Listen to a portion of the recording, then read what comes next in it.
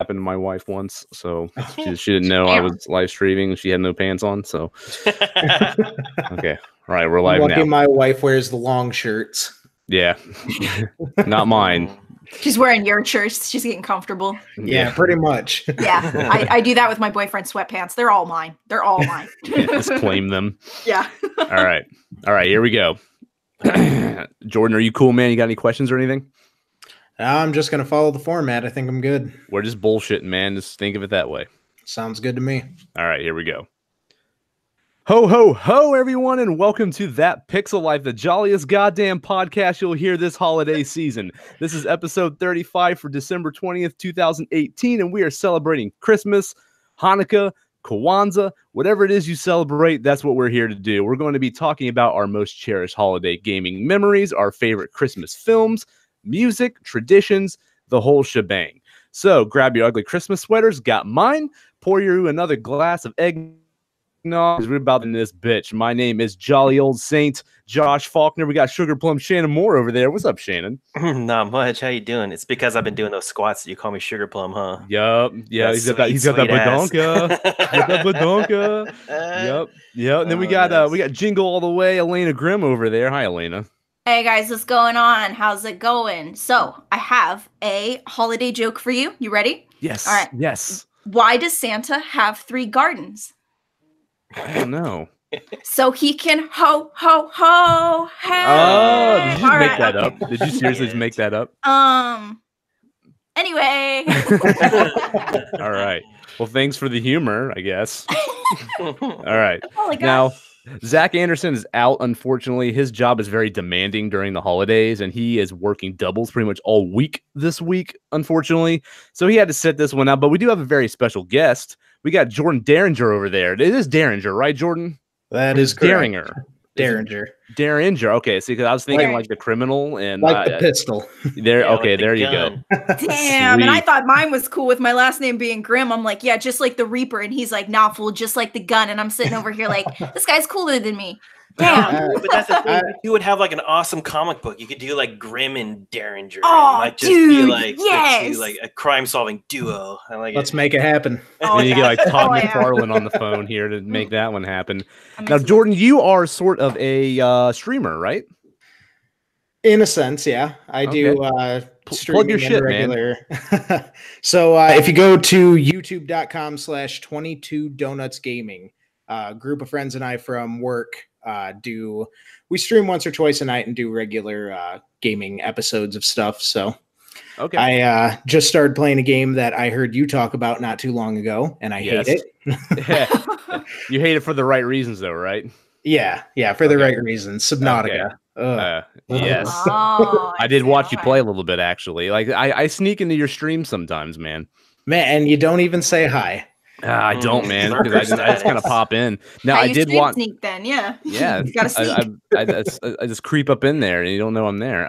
I did watch you play Fallout 76. I was present when you were playing and the game crashed on you, and then when you went to like reload your save, it was gone, and it deleted your progress. Oh, what? That happened? Yeah. It happened to everyone. What are you talking about? Oh, dude. Fuck, dude. I don't. As soon as I saw that game and the ratings that game was getting, I was like, I'm out. I just checked out completely. Yeah. Oh. Yeah. So I saw that happen to you, man. That was a bummer. Oh, man. I'm sorry. It actually happened to my buddy Tristan. He was the one streaming that one. But yeah, it's. Oh, it wasn't you. Okay. Nope. No, I would have raged out and quit playing it at that moment. Yeah. That would have been the shortest goddamn stream ever. Yeah, I think so too, man. I mean, I still want to play that game just for like shits and giggles. Maybe I'll rent it out of a Redbox or something and check it out or something. I don't know. Anyways, let's head on over to thatpixellife.com if you got some free time and if you want some more from us, including how to follow us on Twitter, how to subscribe to us on YouTube. If you want to watch like our little unedited recording sessions that we do each week, you can also get those on Patreon early if you want to help us fund the show and support us there. You can also join our Facebook group if you want to chat about games with us on pretty much a daily basis. And if you listen to any podcast platform, we can be found on pretty much all of them, and all the links are there as well, including some articles and stuff like that too we like to do on the website. So check that out if you get some time. Now, I do have a couple announcements I want to make real quick before we get started. First and foremost, now next week we are not going to have an episode, primarily because we don't want recording and editing and all that stuff getting in the way of spending time with our families for the holidays. So I'm sure everyone out there understands we're going to take next week off, and then we'll be back the following week. Now, we were planning to do our Game of the Year, sort of year in review episode that last week of December. That might get bumped back to the first week of January because we're trying to get Robbie Stelton pulling that one. It was always sort of a tradition that he did those with us every year, and we would like to continue that tradition here on That Pixel Life. So he's doing a live stream event for Extra Life the day that we would record that episode in December. So we might actually push that back so he can be involved. So stay tuned to our social media. We'll definitely let you know more about that. Now, also, before we get started, does anybody have any video game related stuff they played this week that they just want to talk about and get out of their system before we get to the Christmas stuff? No. Shannon, how many hours did you put in Dragon Quest? I think I only did about 5 this week. So Really? Oh, wow. yeah, so yeah, I'm trying to level up my characters, and things just got a little busy, and I couldn't really devote any time that much. Are you in the time. grinding phase right now? Oh, I'm always grinding, just on No. that grind, like all. Do the you not time. progress until you feel like you're like way powerful than the area that you're in? No, I think with Dragon Quest, there's only like a handful of side quests. There's not that many, but there's this one location probably like halfway through the game. It's like a school, and when you get there, like that school in itself probably has like 7 quests, and I'm trying to complete all those, but they're just because I want to have that checklist of all those quests being done, but they're so like tedious, and like some of them are just like, oh, you need to craft like a whip, and like that whip has like one pretty rare like material that you need to make it, so you got to find it. And then like other ones are like a specific time of day quests, and there's not a good place to like camp like close to it, so you have to like walk way out and then camp and then come back at the right time. So it kind of annoyed me a little bit. So I set it down, and I'm just debating on whether I really want to do those quests or if I just want to beat the game. These are side quests, right?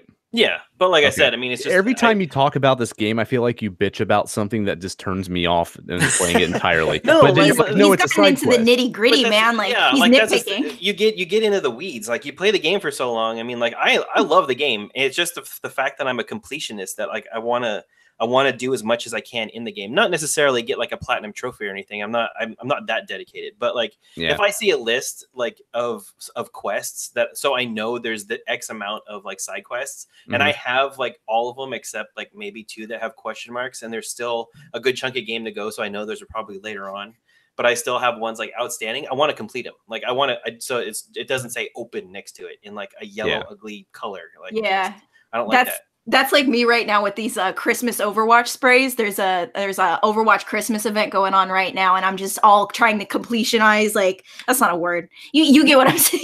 I like it. I'm gonna run with it. I'm trying to completionize my entire like Pokedex of like skins and everything that they've like given me this year. You know what I mean? Because just like with Shannon, when it comes to stuff like this, it's like, I just want to finish up. Because there's so much love there that I'm starting to nitpick. And this is kind of why I want to preface this before I start, getting into the grind my gears section of like Overwatch and Blizzard right now, because I am just underwhelmed with this event this year. And it's kind of becoming a trend for me. It's like they have 2 modes. Well, they have 2 modes you can play, and they haven't built on them or off them really at all. And I feel like because this game has basically been my significant other since its release, I think we're kind of growing apart. You know what I mean? Some growing pains. Yeah, I know. I don't know. I have to find my replacement before I move on. Like what's gonna replace Overwatch for me? I have no idea. But as of right now, I'm just sticking with it. And like what we've got for the holiday season is essentially Yeti Hunter mode, which is essentially 3, you get to play as 6 Mays going up against 1 very strong Yeti Winston. And, they haven't really done much with it. They haven't done anything to make it more fast paced or fun in recent, iterations or recent, Christmases. And then they have another mode, which is, I think, May's Snowball Offensive or something like that, where basically you get an opportunity to 1-hit KO another enemy May. And then you are are essentially stuck defenseless, squatting down to gather up snow for the next snowball.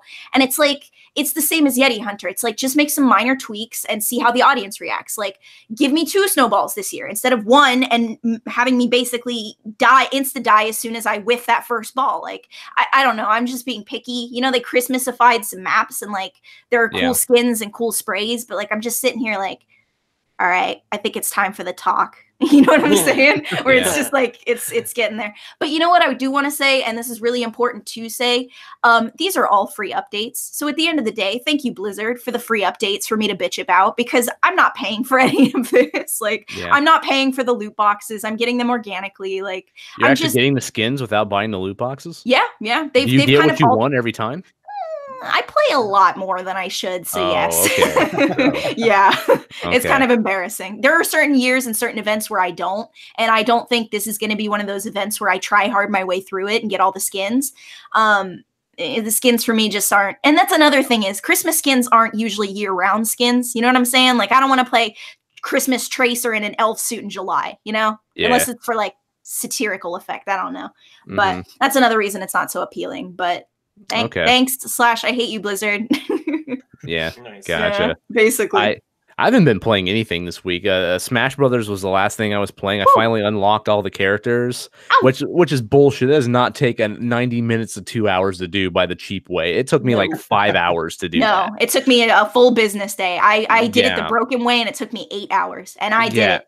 Yeah, see, it took me like 5, and they patched it recently, and they made it a little easier with the incoming challengers. That like, they're not quite as hard. I still cheese the hell out of all of them.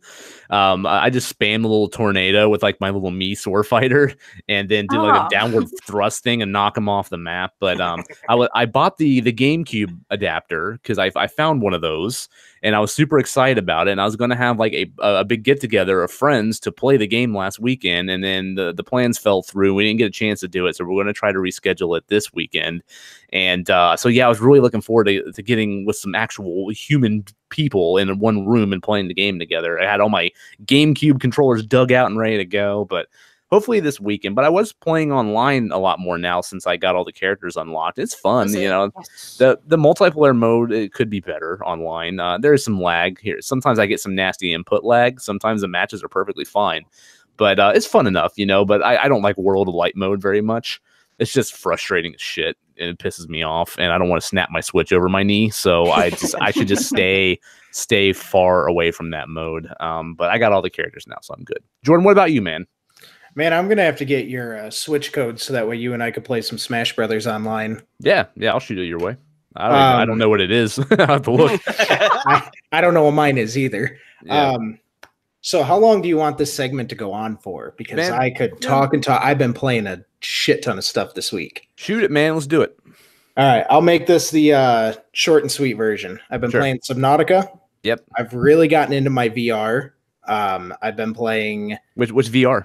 PSVR. Okay, gotcha. Tetris Effect, Astrobot have been really high on my list, but the VR has been going almost exclusively to Beat Saber. I need to buy that still, man. Oh that my game god, is freaking awesome! Is this your first experience with VR? I've had the VR for about a year, and these 3 games have finally made this a purchase worth doing. Yeah, see, I dusted mine off. Like, I've had it sitting there. So I bought it at launch, and it's just been sitting there. And this year, I've gotten more use out of that thing because they just dumped all the games that they should have been releasing throughout the last 2 years on us now. And yeah, I mean, there's some really good VR content right now. There's a rumor that we're going to get BioShock in VR. Like, hopefully, they're working on that. I heard. So yeah, that's crazy. Yeah. I do have to agree with whoever it was that said that Astrobot is the sequel that Super Mario 64 should have gotten. Yeah, because it's very good. That was probably me. And I'm going to start some controversy here. I've been playing the best Final Fantasy game, and that is Final Fantasy IX. That's not controversial at all. Hey, you'd be surprised, man. He's gonna get some hate. I was gonna that's the one with Vivi, isn't it? Yeah. And Garnet, Garnet, whatever his name is. Garnet? Yeah. Same universe all of a sudden, okay. Yeah. That's probably Final Fantasy 7 is still my favorite, but the 9 is probably my second favorite out of the series. So I understand why people love that game as much as they do. It's fantastic. And 9 was my first dive into the Final Fantasy universe, so it kind of holds a special place for me. So yeah, understandable. Cool beans. I think 7 was the first one I really got into. That's probably why I love it so much. That was the game that got me into JRPGs. I hated JRPGs until I played Final Fantasy 7. Really? Like you didn't even play like Chrono Trigger or anything like that? No, I went back and played that stuff afterwards. Wow. Yeah. Wow. So I played because I remember what happened was Final Fantasy 7 came out on PC, but it was like a crap version of the game, and they had like crappy MIDI files for the music, and it was all messed up. I like the game was itself. The PlayStation version too. yeah, well, yeah, kind of. The PC version, like it looked and ran fine, you know, but the music was messed up. It wasn't like right. There was something wrong about it. It was really like cheap music, and but a buddy of mine that I was in school with got the game as a gift, and he couldn't run it on his computer, so he gave it to me, asked me if I wanted it because he couldn't play it, and I'm like, yeah, sure, I don't like these games, but whatever, I'll take it. And I installed it on my computer and just dicked around with it, you know, thinking that I wouldn't like it, but I gave it a shot and I was hooked. And so after that, I started going back and playing all these critically acclaimed JRPGs, because at the time I didn't really quite understand how to play them, nor did I like them until Final Fantasy 7. Nice. So yeah, anything else, Jordan? The only other one I've been playing was one for the YouTube channel, was Bendy and the Ink Machine. Okay, I've heard of this one. Like, there's some other people that were playing this. Like, I've never heard of it until like people started playing it recently. Right. It was a 5. One of those that came out in 5 episodes, and the final episode just came out 2-3 months ago. So it was very recent that the game was completed. But okay, gotcha. Now, do you understand why Subnautica freaks me out now? Oh yeah, dude, and I totally feel your phobia now too. Yeah, like, yeah. There's parts of that game I haven't even been to yet because I'm like terrified to go there. Oh yeah, and I will get there eventually, but because I love playing the game. Like when I'm playing, I'm super engaged in it. But it makes me feel like no other game hasn't before in my life. Like I'm just terrified to see what's going to happen next in that game. You just never know what's going to pop out at you, and what massive thing is going to like open his mouth and try to swallow you. You know, it freaks me out. So, but the game itself is fantastic. And I'll tell you, man, when you first start that game and you're standing on your life pod and all you see is water around you, I broke out in a cold sweat. I was like, I don't want to play anymore. Yeah, because when I first played it, like you're just standing there. Even the title screen, you know, it just says Subnautica, and all you're doing is just seeing this endless ocean, and you're just on the surface of it. And like just the thought of dipping my head under there and there's being something in there I don't want to see just freaked me out. Yep. So I kind of stood there for a second before I actually jumped in. And it sucks because if you open up the hatch from inside, the first time you go in the water, you see that like sea creature like swim underneath it, and I'm like, oh shit, what the fuck is that? And I didn't want to like look at it. But yeah, there's some scary shit in that water that you see later on, and but man, the game's so much fun. It's so good. It's the only survival game I like. It's the only crafting game I like. I have a confession for you, Josh. I went by the ship in the last stream. Oh, did you? Oh yeah. What happened? Oh, I saw a little bit of this horror that you were talking about. Okay. Is there like video of it?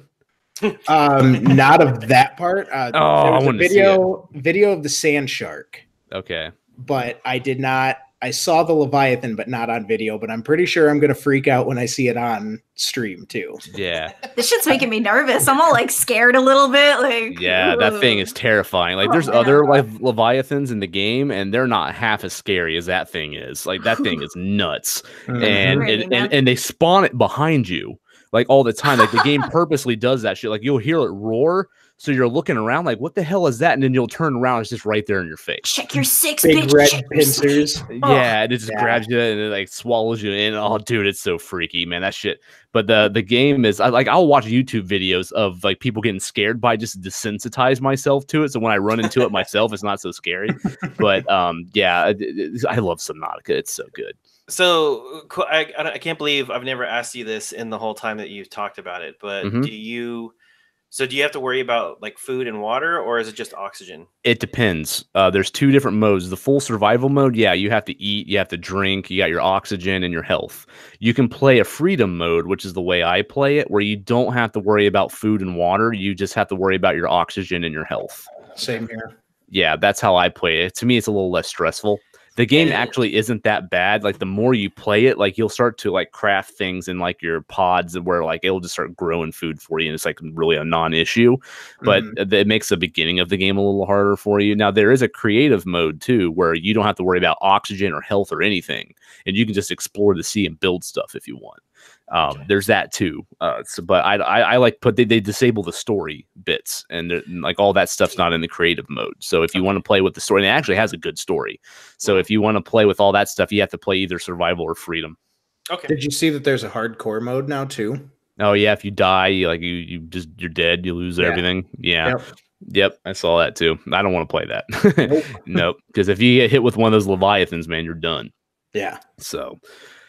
All right. Well, let's go ahead and move on. Let's do our Christmas and gaming segment here. Now, we're just going to cover this episode is going to be split into two pieces. We're going to do gaming related Christmas stuff, and then we're going to do Christmas off topic stuff as well. So we'll start with the on topic Christmas related stuff. Now, how much did video games actually impact your guys' Christmas? I mean, did you ask for a lot of video games each year or just a little bit? Or, I mean, were they really a non-thing? I just want to know, because for me, when I was growing up as a kid, like Christmas was my time for video games. Because we didn't get a lot of games when I was a kid. Basically, I would get maybe one for my birthday, and then Christmas would be where I would get most of my video games. So, like, that was like the whole year when I'm like highly anticipating playing something that I want to really bad. Like Christmas time would be the time I'd get that. So I always associate Christmas with gaming for me. How about you guys? Yeah, very similar. It was that was kind of the rewards, like be a good boy, get a video game, your birthday, you got a video game. My probably Christmas when I was 7, I think was probably the first time the first gaming system I ever got. And that was the original NES. So yeah.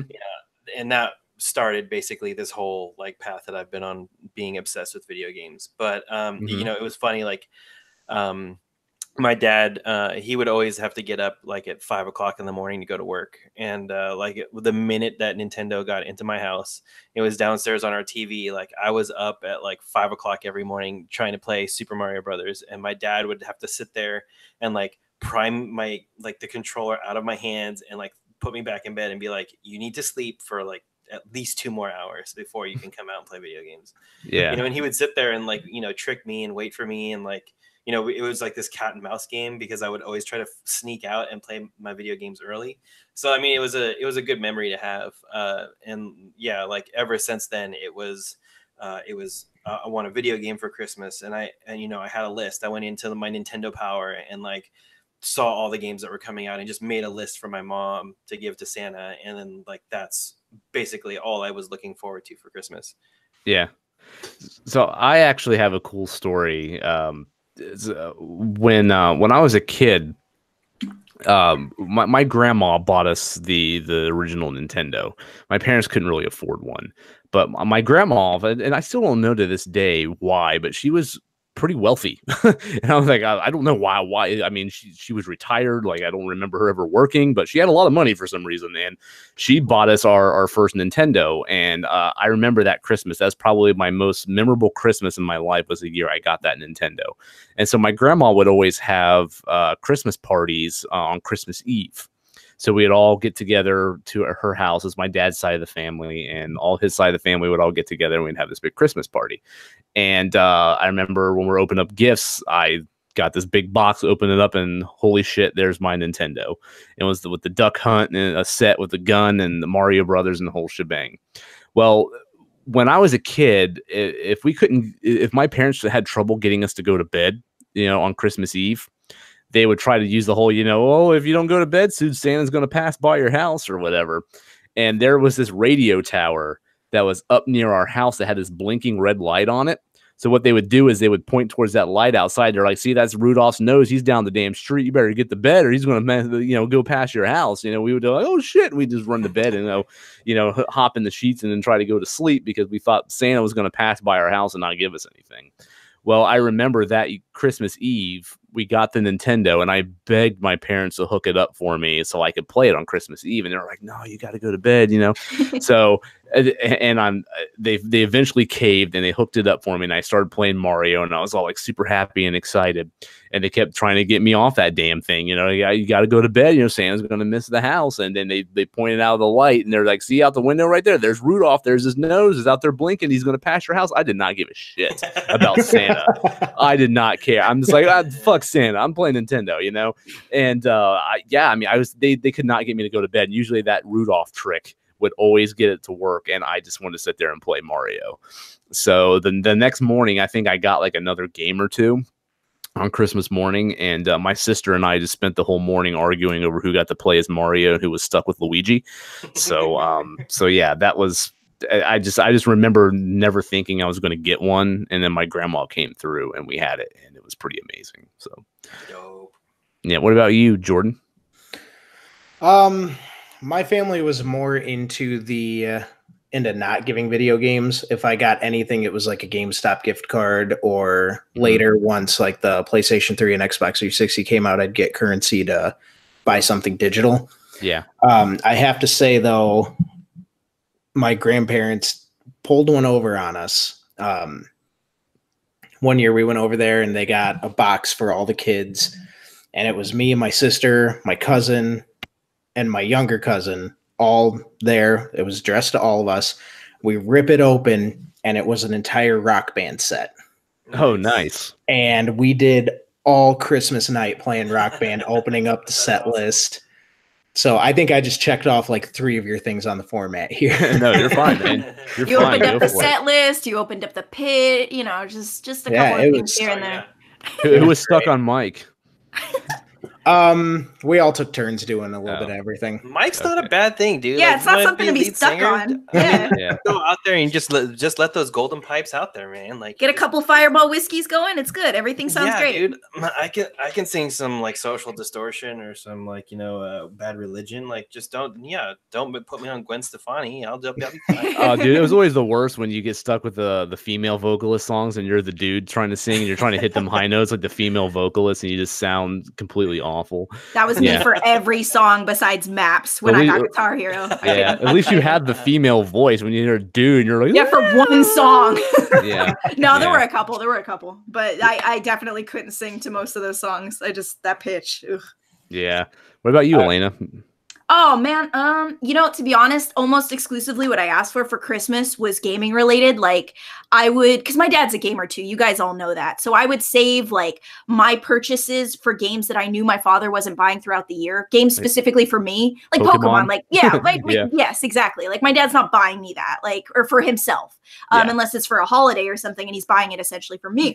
So oftentimes I would basically just save either the most expensive purchases or the purchases that I know he wouldn't buy of his own volition. Because I swear to God, my dad's such a gamer that oftentimes a game would come out, let's say July, August, September. I would be like, give it a couple weeks, wait for it to come on sale, and it'll be in your house before you know it. And lo and behold, that's what happened. So I oftentimes wouldn't have to wait until Christmas because my dad's so big on the gaming scene and has been my entire life.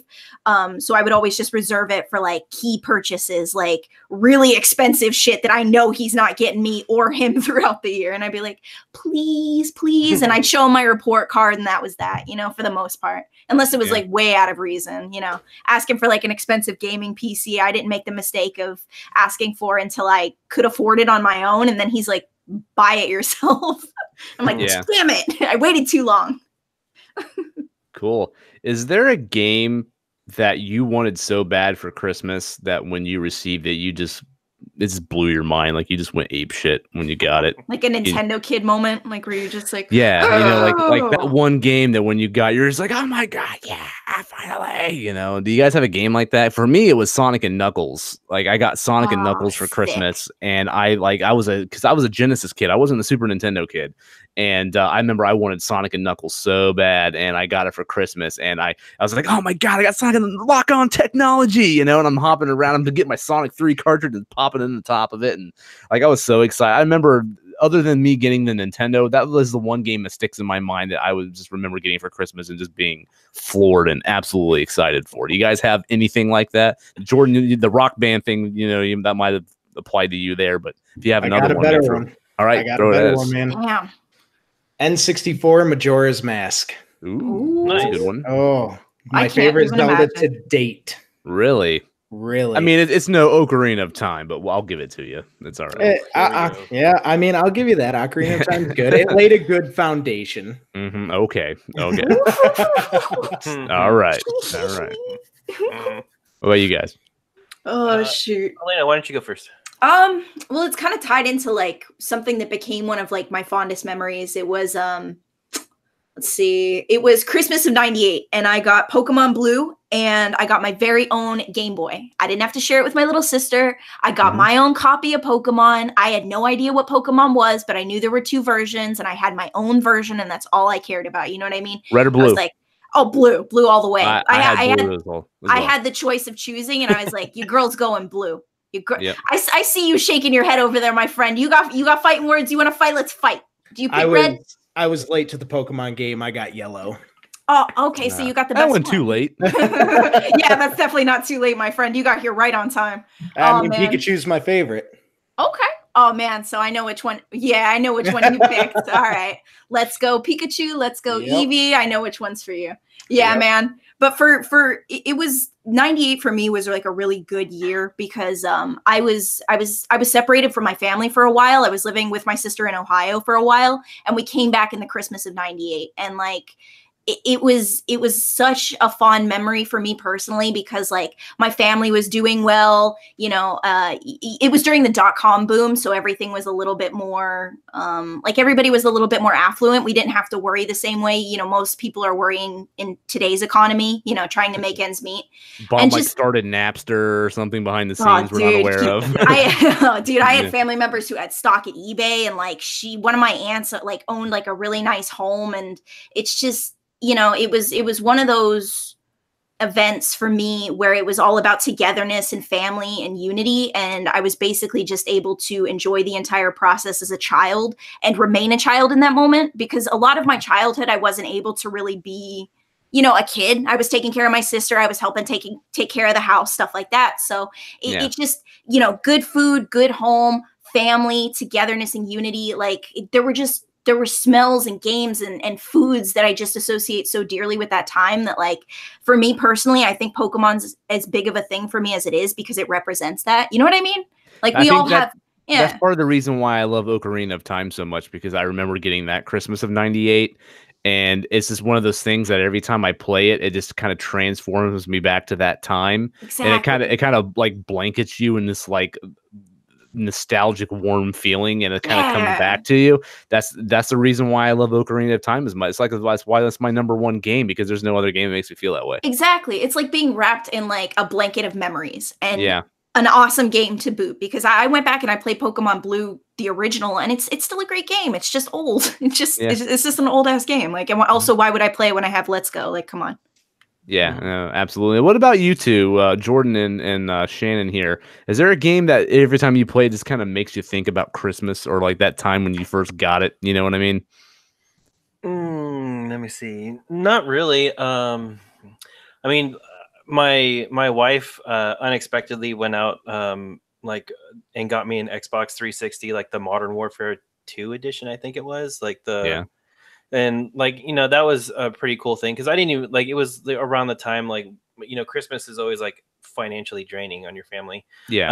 So like we didn't really have like a lot of money, and like for that to be pulled out, it was like definitely something that was like super awesome. But like as far as video gaming goes, that like any particular memories, no. I mean, like usually it was like a Final Fantasy game or some type of RPG that I was playing, and I would just sit there like during Christmas time and just basically like on my Christmas break just put in tons and tons of hours playing that game, whatever game it was.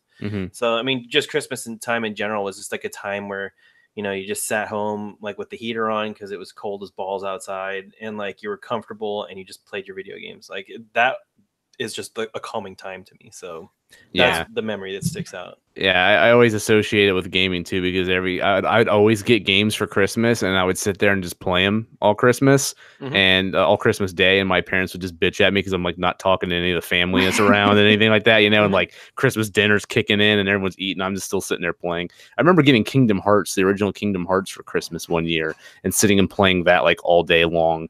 And funny thing is, I'm not even like a fan of that game, but I remember like that's another game I remember fondly that I got for Christmas, and I just remember just sitting and playing it all day long, and everyone just yelling at me because I wouldn't get off the damn TV and like socialize with the family.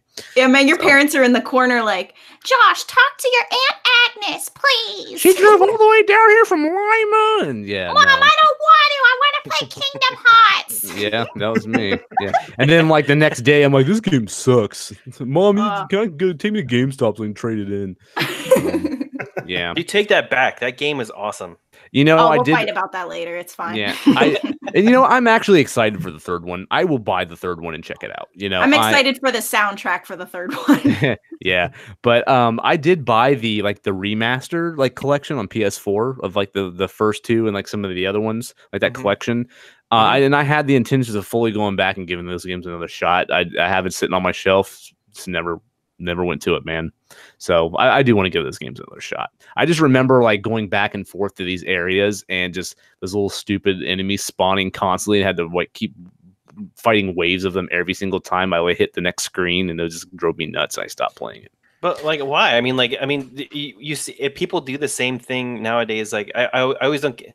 Like, I understand it's a kind of frustrating thing. Like, just because like you go back and like you don't want to fight those like stupid little minions, but like you get so overpowered that like typically you just crush through them. And it's something. I mean, it's something for you to do. Like, even when we do like these open world games, I notice that most people have like a nervous twitch where they're like always jumping around, like jumping all over the place, like they're kangaroos, and like it's just something to keep you busy, like while you're navigating from point A to point B, so you're not bored, I think is what it is. It's just, I mean, I know it's fodder and it's useless fodder to some people, but I don't really mind it because it gives me something to do rather than just walk from like one scene to the next to the next. It could have just been the time, you know. I don't know, but also it could have been I didn't like the combat. I don't know. I didn't like the combat in the second game as much as I liked the first game. So I mean, and I know I'm in the minority there, but see, I hear the opposite. Usually everyone likes the second one more. I know, I'm weird. What can I say? But like, you know, it's just it is what it is. All right. What about you, Jordan? You have any game that gives you the Christmas feels? I do, but I got a question for you first.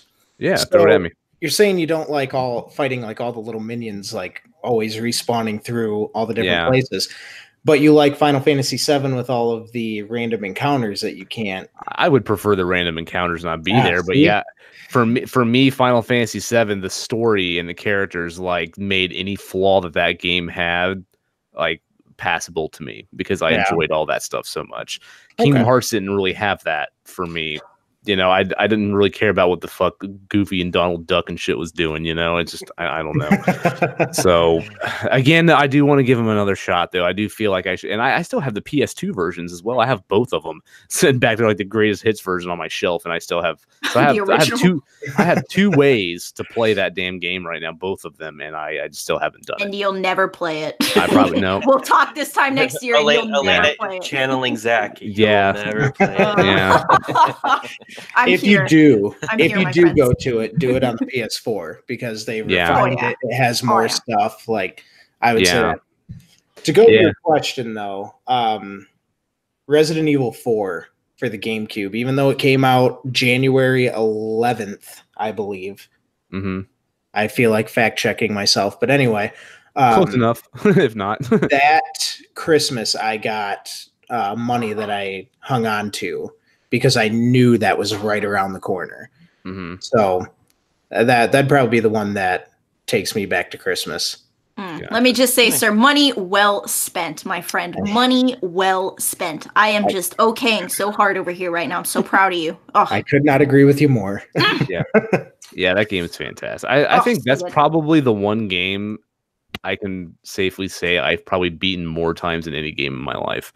Like I've played that game. I played it multiple times on a GameCube. I played it multiple times on the Wii. I played it multiple times, I think, on PC. Like it's one of those games that if it comes out on a platform, I have to buy it. Yeah, and that's how you know it's a masterpiece. It is. It really is. But I still wouldn't call it my favorite game in the series, though. I still think one and two I like more.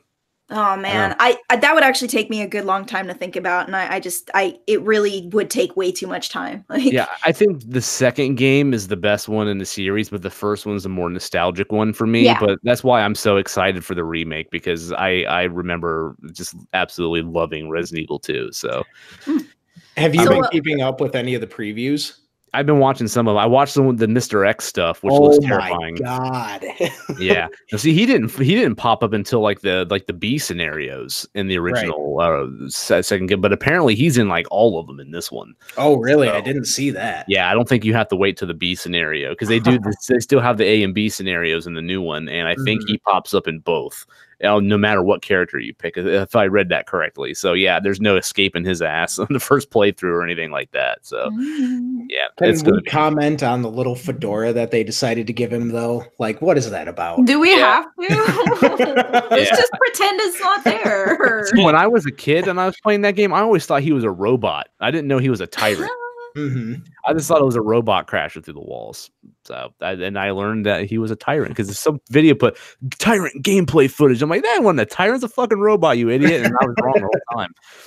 So shows how much I know. So last question for you guys. Have you ever had that Lee Carvalho's like putting challenge moment? You know what I'm talking about? The Simpsons reference where you think you're getting the game you want, and then you end up getting something completely unrelated because your parents just didn't understand what you wanted, for Christmas. Did you ever get that game where you're just like, well, why did someone buy this for me? Yep. Yes. Yeah. Like, you know how the when they were wrapped, it would always be the same square shape. So you wouldn't know. You knew it was a game. You knew it was a game, and you knew what console it was for, whether it was PS2, PS1, GameCube, or like for me, for example, it was Game Boy Color. And I knew it was a Game Boy Color game when I held it. And I was like, all right. And I was excited for it to be whatever I wanted at the time. I can't remember. But I opened it up and it was a Powerpuff Girls game. I think it was Mojo Madness or some bullshit like that. And it wasn't my dad. My dad would never do me this dirty. I think it was a relative or like a family friend who bought it for me because they knew I liked video games. It was like a well-known trait for me as a kid and as an adult and now forever.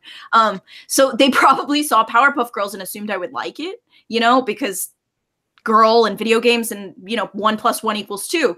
I did not much care for it. It was almost like personally offensive for me. I remember looking at it and being like, oh, so this is what you think I like? And I'm like 8 and I'm like all fucking offended. And because at the time I was into games like, this is more like Game Boy Advance, but I was into games like Golden Sun and like Mega Man Zero and Advance Wars. So for me, Powerpuff Girls for like the GBC or the GBA was like, what do you want me to do with this? You want me to play this for 6 hours and get mad at all the bugs and how busted it is and then go from there? You know what I mean? Like, so, yeah.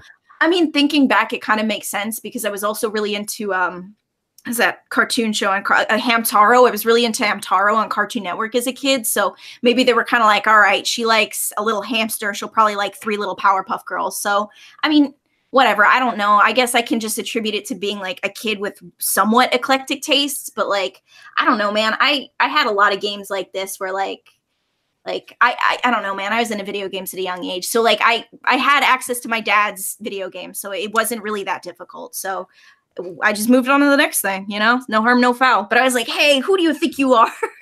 Buttercup is an angel. I don't care what you say. You take that back. Powerpuff Girls are freaking awesome. Dude, Shut it. She made me. I realized. I found out what a tsundere was after Buttercup, and I was like, oh, that's what that is. And if y'all don't know what tsundere is, first ask me how to spell it, and then Google it, and you'll know exactly what I'm talking about.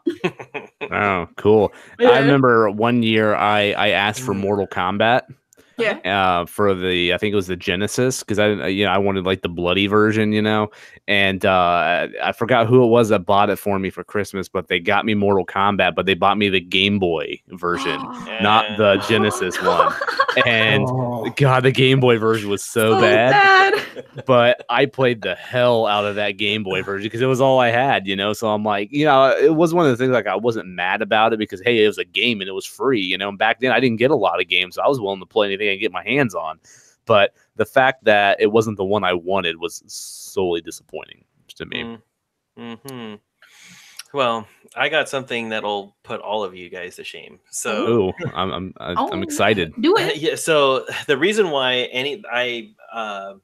I see every video game that I get as just like a great game for Christmas or any type of gift, is because this game was so earth-shatteringly disappointing. Like it scarred me for life on like the scale of how bad a game can actually be. Metal Gear Solid 5.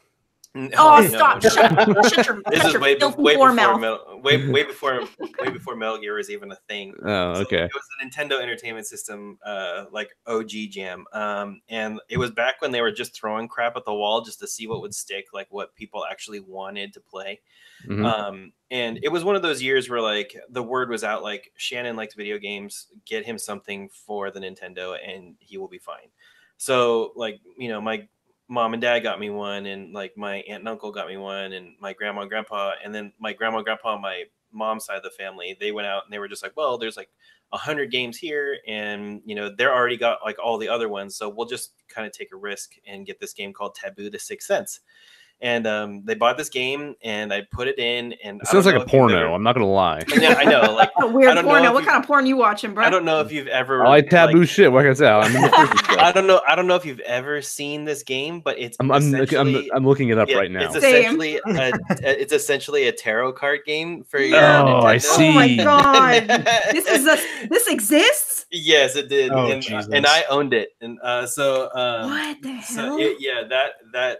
I didn't even know what it was. I was just excited to get a game. And then I put it in and I was just like, what is this? Like, I don't even know what these cards mean. And like, I keep getting this skeleton. I think I'm going to die. I think these games tell me I'm going to die. I don't want to play this game anymore. Like, and it was before like a GameStop or anything, so I couldn't trade it in. So like, I had that game for like the whole entire life of my like Nintendo Entertainment System owning.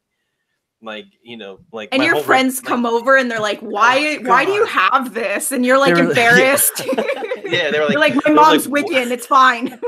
They're like, what is this game? I was like, I don't know, you just gotta play it. Like, and then they would put it in and they would play it and they'd be like, this game is creepy. Like, why do you have this game? I don't know. It accurately tell you anything about your future that came true? I can't even remember, dude. Like, I just remember like, oh, I keep getting the Grim Reaper. I don't know what this means. Like, did you get like the elevator repairman card or something like that? Yeah, I kept getting this dude with like a broken wheel and he's trying to put it back together. It's called the mechanic. With like a reversed apprentice, so it's never gonna stick, and you just gotta make sure. It's like the game it knew. Apprentice over and over again. Yeah, dumb apprentice. Damn it. Oh, yeah. I'm jinxed forever. I'm just looking at screenshots and it looks so bad. One of these is like a naked woman riding like a lion or some shit. It's just so ridiculous. So weird. And the music was so creepy and bad too. And like and there was nothing you did. Like you basically just hit like the A button like once and then it did like everything for you. So it's like you never really did anything in the game. Like it was just random cards. You're looking at this at the wrong. You're tackling this the wrong direction, man. What you should have done is rented a booth at a flea market. That's what I said. And you hook up your Nintendo and you give tarot reading cards to this bad boy. It's a money maker. Man. You're a psychic now. It's fine. Do what most psychics do and just lie through your teeth. It's fine. Just hit A. Keep hitting A, bro. Keep flipping those cards, man. I knew you were coming because my video game told me. While you're blowing on it to get it back in, right? Hold on. This fortune's inaccurate. Give me 1 second. Oh, that was another one, dude. That game was notorious for doing that, dude. I was always blowing in that card for some reason. Yeah. Just like psychics blow smoke up their customer's ass. Just like, yeah, you're gonna win $1 million. Yeah, come back next week. It's cool. Would it be like your tarot reading name? Would it be like Shannon the Mysterious or something like that? Yeah, I don't know. I can't. I've locked that chapter away in my life. I can't go back. Shannon, the wish I was playing Bionic Commando. Yeah. I wish I was playing anything but this stupid game. Yeah. What about you, Jordan, man? You got that game you just wish you didn't get for Christmas? Oh, man.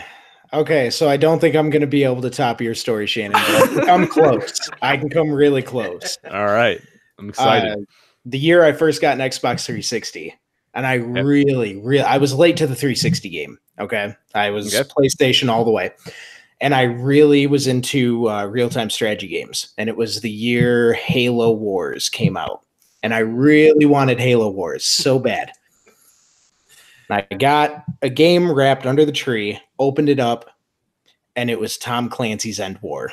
Ew. Yeah, I played that one. Look, I bought the PS3 version that came with the Bluetooth headset on clearance at like a Target, and I'm like, because I like real-time strategy games too, and I'm just like, oh, the Tom Clancy games are cool. I love Splinter Cell and all that shit. I played like one mission, and I'm like, no, I kept the Bluetooth headset. I think I sold the game itself. Oh, it was so unresponsive, like you couldn't use it with the headset. I'm like, turn left. No, your other left. No, left. No, not down, left.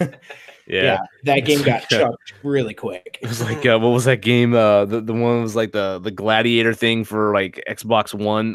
Rise. Like when you can use the Kinect to like yell commands. It's like fire the volley, fire the volley, and just keep yelling at it, and it's not doing anything. Yep. Yeah. I remember In War, man. That was a bad game. That was so bad. Yeah, absolutely. And this was at the time that it was like $3 a GameStop. I was like, come on. Yeah, someone got that off the bargain bin to get out of buying a $60 game. Nice. All right, so that's going to be it for our gaming related stuff. There was some good stuff there. I love Shannon's tarot card story or whatever that game. Taboo. That's awesome. Horrible. That's horrible. Very, very cool. All right, so let's go into the off-topic stuff. Just everything, just life, related. That's not necessarily video games for Christmas. So I want you guys to give me a scale of 1 to 10 here. How much do you get into Christmas each year? Is this something that you love, or is it something that you sort of loathe? So 1 is like bah humbug, and 10 is like ho ho ho. Oh my god, I got glitter coming on my ass. Yeah. All right. I never want to be 10 about Christmas. I don't ever want to be at 10. Yeah. Dude, for me, I think it varies because, like, I don't know, Josh, you've worked retail before, and I wanted to talk to you about this. Did you working retail ever affect your scale?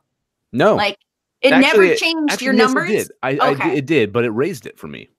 Wow, really? Wow. Okay, you and I are two different types of people. So everybody meet the extrovert Josh and the introvert Elena, and that'll just explain everything for you. Because for me personally, working retail wrecked Christmas. Like it just, and maybe it was like, I think what happened is eventually it became like a Stockholm syndrome type of instance where I like basically tricked myself into thinking that it was something I enjoyed because I knew I had to be a part of it. So I was like, all right, man. Like this music is just, for me personally, it was the music. It wasn't the customers. It wasn't anything. I mean, it was, but it was mostly the music, man. And it would take my 7 down to a 3, like real quick, it's man. always the same song, which is Mariah Carey's "All I Want for Christmas Is You." I don't even. So shut up. That's my jam, bro. My jam. I only like it if Ariana Grande sings it. So, dude, but she's not busy licking donuts. She's singing Christmas among songs. other things. She's so beautiful. Oh my god, they're both so. Anyway, I'm getting off topic. They're both hella fly.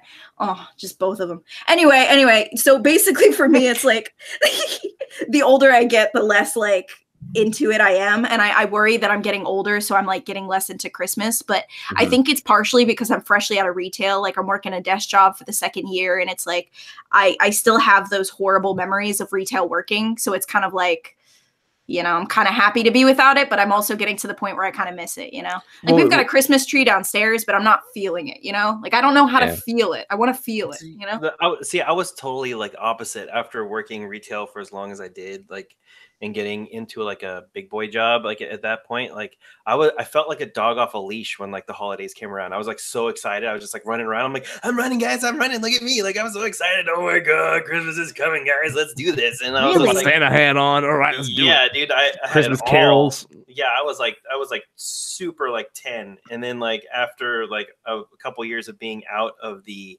retail experience, it waned a little bit like after like a couple years. But now that I have my son, like it's right back up to like 11 again. So like, yeah. That's another thing too. I think having kids plays a big role in it. Like when my nephew was in the picture, because I don't live with my nephew anymore. Like when I lived with him, I was like, oh, let's go, let's do this, Santa that, let's wrap presents, let's go see lights, let's do all this. And now that I live alone and there's no children around me, it's like, yeah, it's a day. And it's kind of a bummer for me because that used to be such a big holiday where I would feel young again. And I just don't feel that anymore. Like, I don't know how to get into the Christmas spirit, man. And maybe I need some nog or something. Yeah, I feel you too. Because Christmas to me was always a really big deal growing up. Because my parents made it a big deal. You know, even though like when we were really young, like they didn't have a lot of money, they did whatever they had to do to give us a good Christmas. You know, and I always looking back on it now that I have my own kids and everything, like I totally appreciate what my parents did because they would go months in debt just to make sure we had a decent Christmas. You know, and and yeah, I mean, Christmas, my parents always made a big deal out of it. And they always went out of their way to make sure we believed in Santa and that we got the Santa experience, that they were eating the cookies and all that shit, and had all that out there and like making like reindeer tracks outside and make it look like the reindeer came out and stuff. It was a big deal.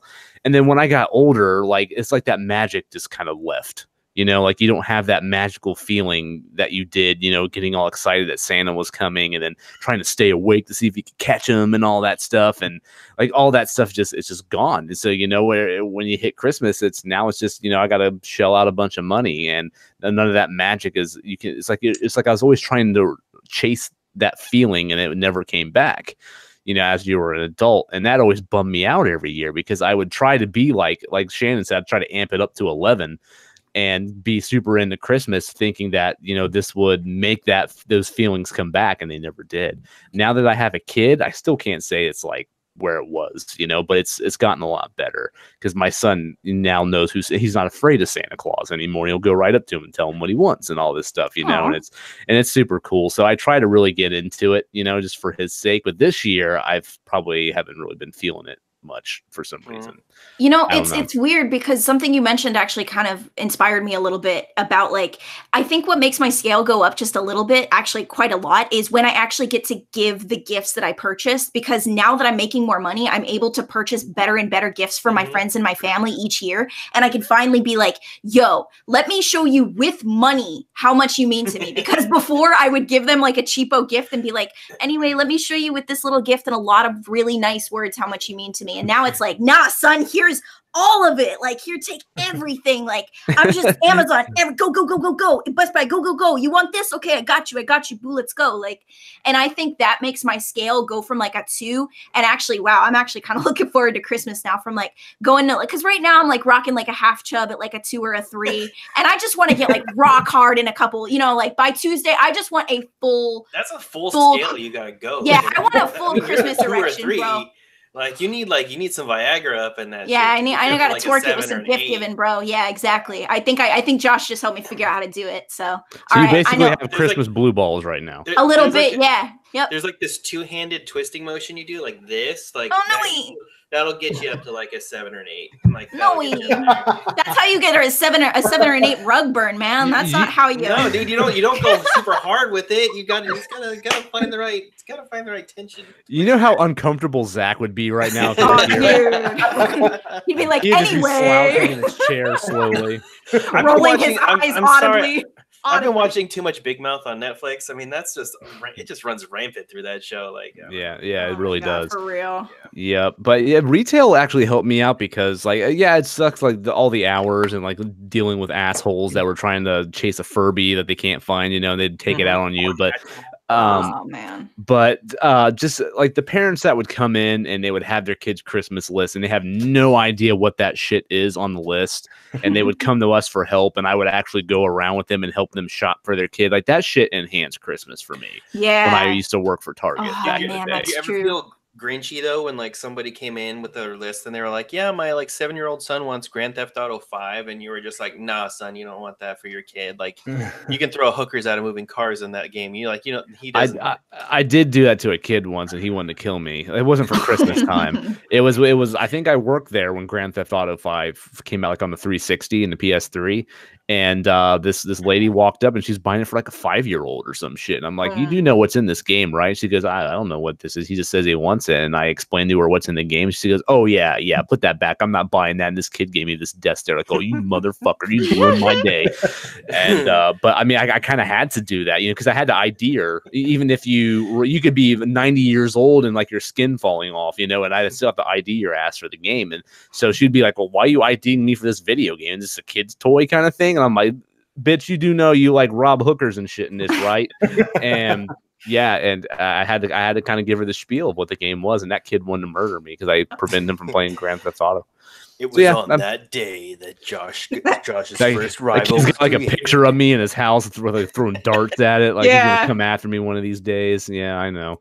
But I could tell you so many horror stories about Grand Theft Auto 5. I worked at GameStop at that point in time. Oh no! Oh, you got to do it now, man. So many children's dreams. Oh, I did. Probably mine too, you bastard. I went and it wasn't. I don't remember if it was for Grand Theft Auto, but I did have a gentleman at GameStop deprive me from getting a game I wanted because I was like 13 or 14, and he was like, "Nah, son, this is rated M for mature." And I was like, "You know what? I'll be back with my dad. I will fucking be back." And I was never back because my dad didn't want me to like buy it for whatever reason. He's like, "Oh, I got it over here," and I was just like, "Oh, I wanted to buy it just to piss him off." You know what I mean? Like, yeah, I know you guys have to, but I'm so salty about it. Like, yeah, GameStop did that to me with Diablo 2 because I think I was like maybe 13, 14, or I don't remember what age I was when Diablo 2 came out, and they denied me. They would, because me and my buddy, we saved our money and we like pitched in to like buy it together, and that was back when you can like burn discs and like get the games like copied really easy and just share the CD key. But yeah, we threw our money together so we could buy Diablo 2, and that guy fucking denied my ass. He's like, no, this game's in for mature. So I just went down to the Best Buy like next door, and they didn't give a shit. They sold it to me. Yeah, man. So Jordan, what were some of these horror stories, man? Like some of these like, "Hey, sir, I can't give this to you. Like, what? You got to get your mom to give it to you. Got to get your mom to buy it for you, bro. Come back with your mom." So I had a lot like what Josh was just talking about. Yeah. I had a lot of those where it's like, you do understand what's in this game, right? But I'll tell you the worst one I had was two teens came in, and they were both 14, 15 years old, and brought it up to the counter, and I told them, "No, you can't purchase this." And like told him, you have to have your parent with you, parent, legal guardian. You've heard the whole spiel before. Yeah. Yeah. So I was working at the GameStop in the mall, the local one in the mall here. So they went out and grabbed some random stranger and brought them in. Oh, nice. That's awesome. And I was like, so what part of parent or legal guardian did you guys not understand when I was telling you before? Like, I'm not losing my job so you can go shoot a hooker in the face. It's just not happening. And they spent the next 4 hours walking back and forth outside of my store, just giving me the stink eye. Oh my God. Yeah. And now it's like officially a sitcom. Like as soon as they got a random stranger to come in to like buy a video game off you, this became like an episode of like whatever's like airing on, oh God, like ABC at fucking 7 p.m. or some shit, like primetime television. Jesus Christ. Oh yeah. That's awesome. That was probably the worst one. Oh my God. So what about your 1 to 10 scale, Jordan? Like how Christmas are you, man? How much are you into it? Okay, so I don't have kids. I'll preface this with that. But my wife has the Christmas spirit of 8 children. So I'd say Yes. I am at about a 6 and she's at about a 30. Yeah. Our house is all decked out. We're doing all the Christmas stuff. Like she has stockings for the dogs. Like she gets Oh my God. I love her. Dude, people like that I've learned are so precious. Like the older I get, the more I value people like her and like my my stepmom, for example, like who gets so into it, because then you realize those people are no longer in your lives and Christmas just kind of fades away. And it makes you realize that Christmas isn't all about like the decorations necessarily, but it's about the people. And it's about like for example, Jordan, your wife just radiates Christmas and you're constantly at a 6 thanks to her. You know what I mean? Like you can't and can't drop any lower. Yeah, which is good for him. You know what I mean? It's never dropping to a half chub, it sounds like. Yeah, he ain't going flaccid, that's for sure. No, man, he's always at least a 6, man. And for the job that I work, it's outside. It's constantly like we get our volume spikes at this time of year. I hate it. And because of her, I'm always looking forward to it. Like she's the best. I couldn't ask for anyone better. People like that make Christmas, man, for real. Yeah, my wife is actually strange during Christmas time because like she loves to go Christmas shopping for people, but like she'll come home with like your gifts and she'll just throw them on the kitchen table, and it's just be like. You do know that like my Christmas gift is right there, right? Aww. Why are you looking at it? Bitch, it's on the table. I didn't know it was mine. Shit, it is now. Can I have it early? You better say yes, because I swear to God, if you don't say yes, like my wife will buy my son a present for Christmas, and it'll be on the table in plain sight where he can see it, and she'll put fucking "From Santa" on that shit and wrap it. And it's like you're killing the illusion for him, man. Oh, dude. Yeah, she really gets into Christmas too, but yeah, she doesn't hide the gifts. She just like throws them out there where you can find them every year. It's funny. No, our family tries to, like, every year there's that one gift that like somebody gives that like makes somebody else cry. Out of tears or sad or good or happy, bad or both, like bittersweet, like okay, like whatever. And so it's a De Beers commercial or something.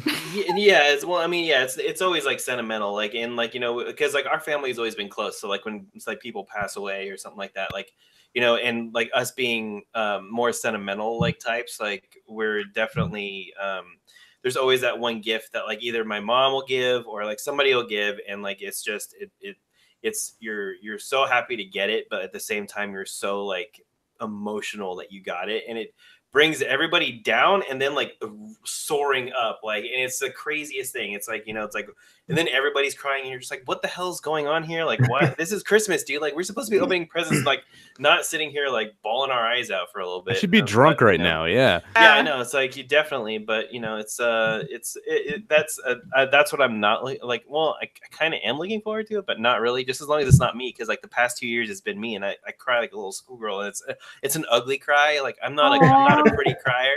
So like so that's hella cute, man. I just don't want it to be me this year. You got to get that therapeutic cry out, man. It's cleansing. We all know how therapeutic a good cry can be. It's just like, I'm better. Yeah, but it sounds like you got 2 years like going where you're like, I can take a break. Somebody else. Give it to somebody else. Make somebody else cry ugly tears. Can you give us an example of what's making you cry? Because I'm confused. So if it's not like too personal, you don't have to. So like this right here, like it just felt like cards. So is someone in your family a magician and they died? Yeah, it's actually from that Taboo video game. No. Oh my god! All right. Okay.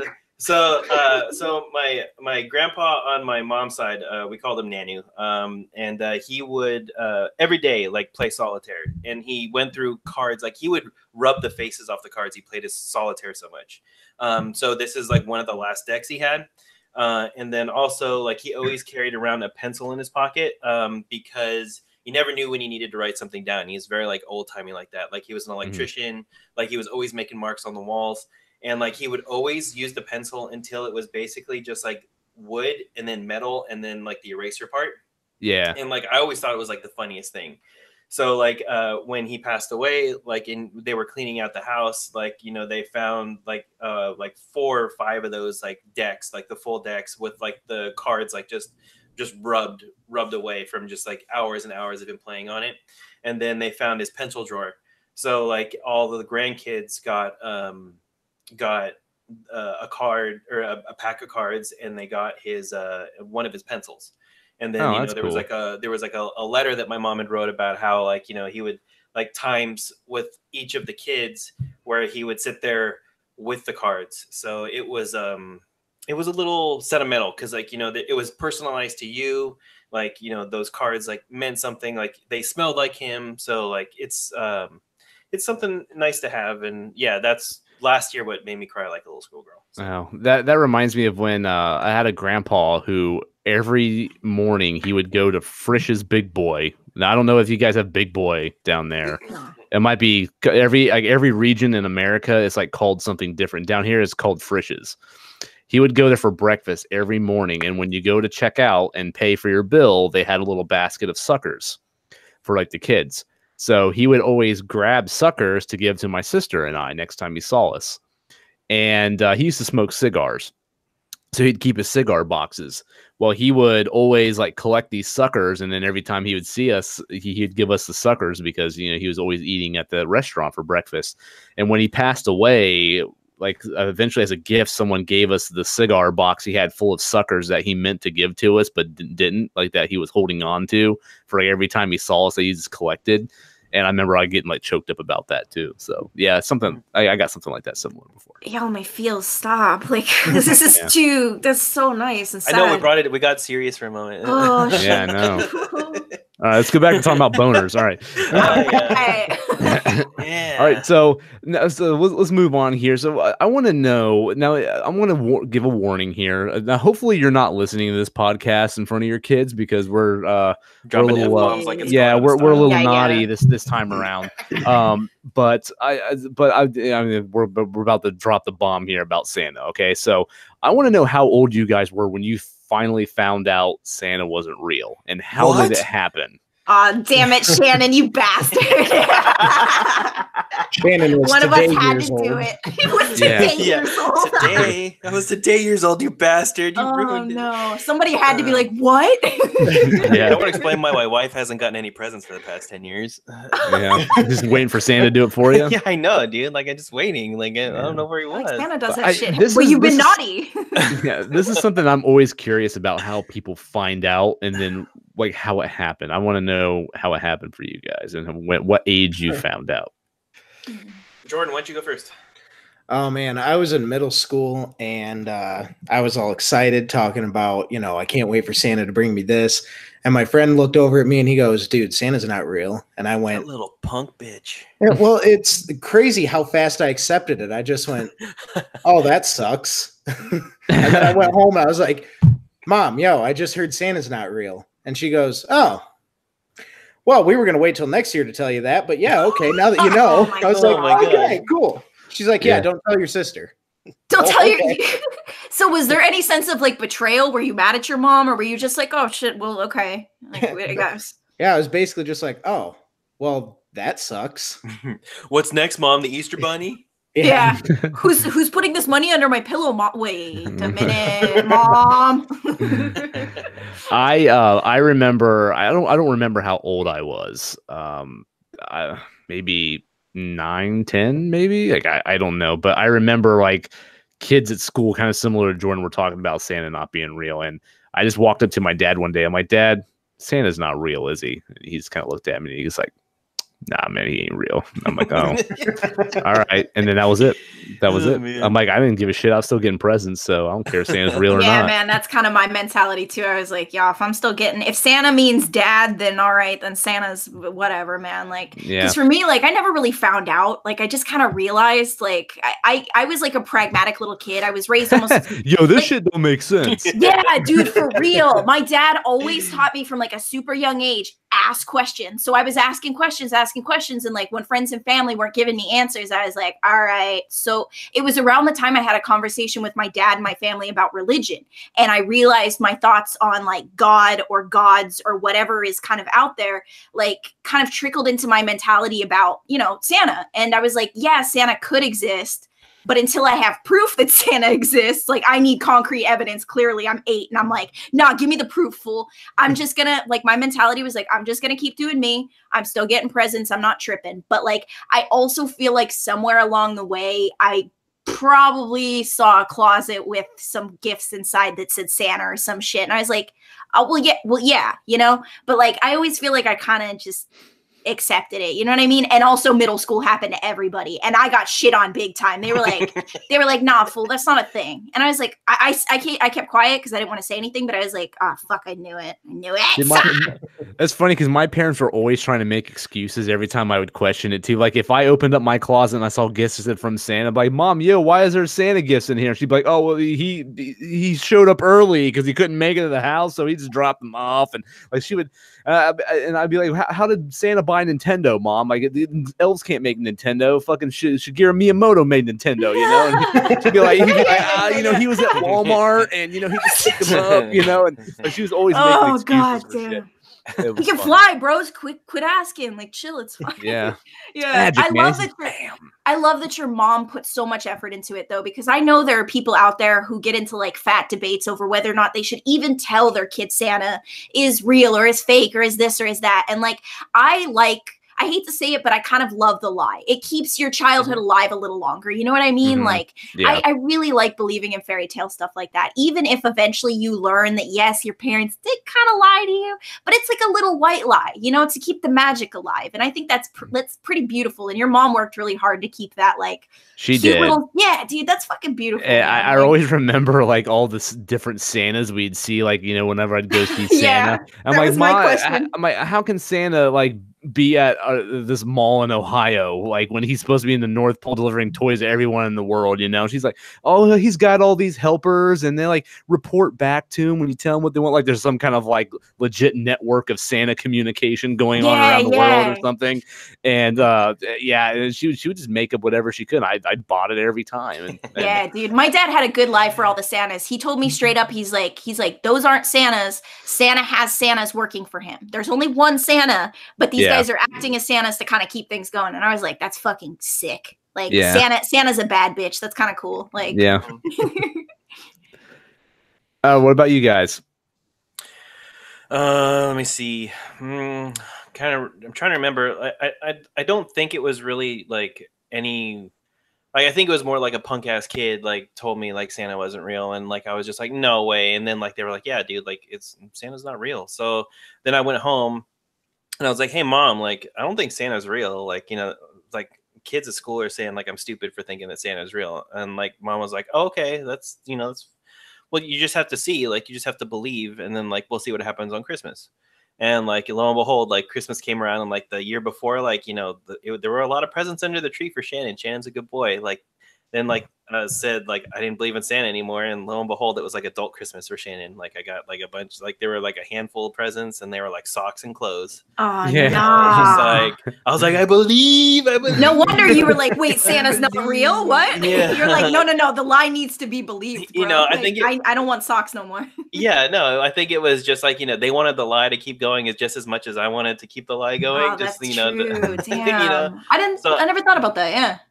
Yeah, I mean, like, you know, maybe their Christmas spirit was a little low, and they just needed the bump, and you know, sometimes you just need to like, you know, to just kind of beat them over the head with it, you know, keep it going for a little bit longer. Yeah. So, I mean, now it's to this day, there's still presents from Santa underneath the tree. Yeah, my mom does that still too. She'll still put some Santa on some of them. Fucking cute, man. Yeah. So what about like a horror story? Is there any Christmas horror stories that you guys have? Oh yeah. Oh, Elena, I hear a good one cooking up. Oh, dude, this is a rough one for me because like my mom and my dad are separated, and this was one of the years that like one of the few years I remember where they were like actually together and inside the house. Like it was all four of us: my dad, my sister, my mom, you know, everybody, and we were all in the same house, and my parents weren't up at the ass crack of dawn to open gifts like my sister and I were. Obviously, like my parents are sleeping in until a reasonable time. So my sister and I are up at like 6, 7 a.m. and we're, you know, we know my parents are knocked out. We're old enough to know that they work pretty hard and that they've been stressed for the holidays. So we're like, you know what, let's let them sleep. And then we somehow get it into our minds that why don't we just open a couple of gifts? Like 7:10 rolled around and we're like, you know what, we've waited long enough. It's been, you know, 4 hours. Realistically, it's been like 5-10 minutes. And we're like, you know what, let's just open up some gifts. So my sister and I both open up some gifts, and needless to say, like my parents woke up and they were just straight devastated. Like I can't remember if we opened all of our gifts. I can't remember if we opened just a couple. I blocked that out of my memory. I don't want to talk about it, but I vaguely remember our immediate regret once we opened, like once the deed was done. You know what I mean? We were like, no, we shouldn't have done this, because like then we realized that it's partially about their expressions. Like I was talking about earlier, it's partially about the act of giving a gift. So when we opened up our gifts and I realized that we didn't have our parents' expressions to like kind of accompany that gift, we realized that something was missing and that was part of the gift, especially for them. And we were like, no, we have to fix this. And I was talking to my sister and I was like, Brittany, we have to fix this, wrap them again. And like, we're like 8 and 10 and our little baby fingers like just are not nimble enough to rewrap a gift. And like, you know, we didn't, you know, minutely move the tape, you know, it wasn't flawless you know, so they woke up and they were just pissed. I mean, my dad, dude, he's the type of person who doesn't get mad. He gets disappointed. And my dad's disappointment is like 2 days 2 weeks, will not talk to you, will not look at you. And it's the most soul crushing feeling, because I remember my mom's one thing, but my dad's like an angel to me. So the expression on my dad's face when he came out, just complete and utter, like, just sorrow. You know what I mean? He's like, did you really do that? And he just couldn't comprehend it. Like, he couldn't believe that we were such naughty children that we would do that. And he's like, to be honest, you guys, I don't want you to open up the rest of your gifts. And he left the room. And like, he's like, just open up the rest of them. It's whatever. And like, we opened up our gifts in silence, and the gifts were the best that year, but it was still one of the worst Christmases, because my sister and I just couldn't be patient. And like, that's your lesson. If you're like a teenage kid, or if you're a young kid out there listening, don't do that shit, man. It's the worst. Like, just be patient. Just actually wake your parents up, bro. That's the one day you can get away with waking your parents up. Go wake your parents up. Don't open your gifts on your own, ever, ever, ever, ever. Wow. I'm sorry, Dad. I actually have two of them. Well, like, one of them like really wasn't much of a horror story, because I thought it was kind of entertaining. But anyways, one Christmas, that was just for people out there, just in case you don't know. I have an older sister, and we don't get along at all. I haven't spoken to her in years. So she's not my favorite person. And her husband, who I hated, he was a complete jerk. For Christmas, on Christmas Day, my sister came over crying because she just found out her husband cheated on her like the day before Christmas. Ooh. So she was over there, she's crying at her house and everything. And of course, like, I was happy, because I'm like, finally, this motherfucker's going to go bye-bye, right? I ain't going to see this guy ever again.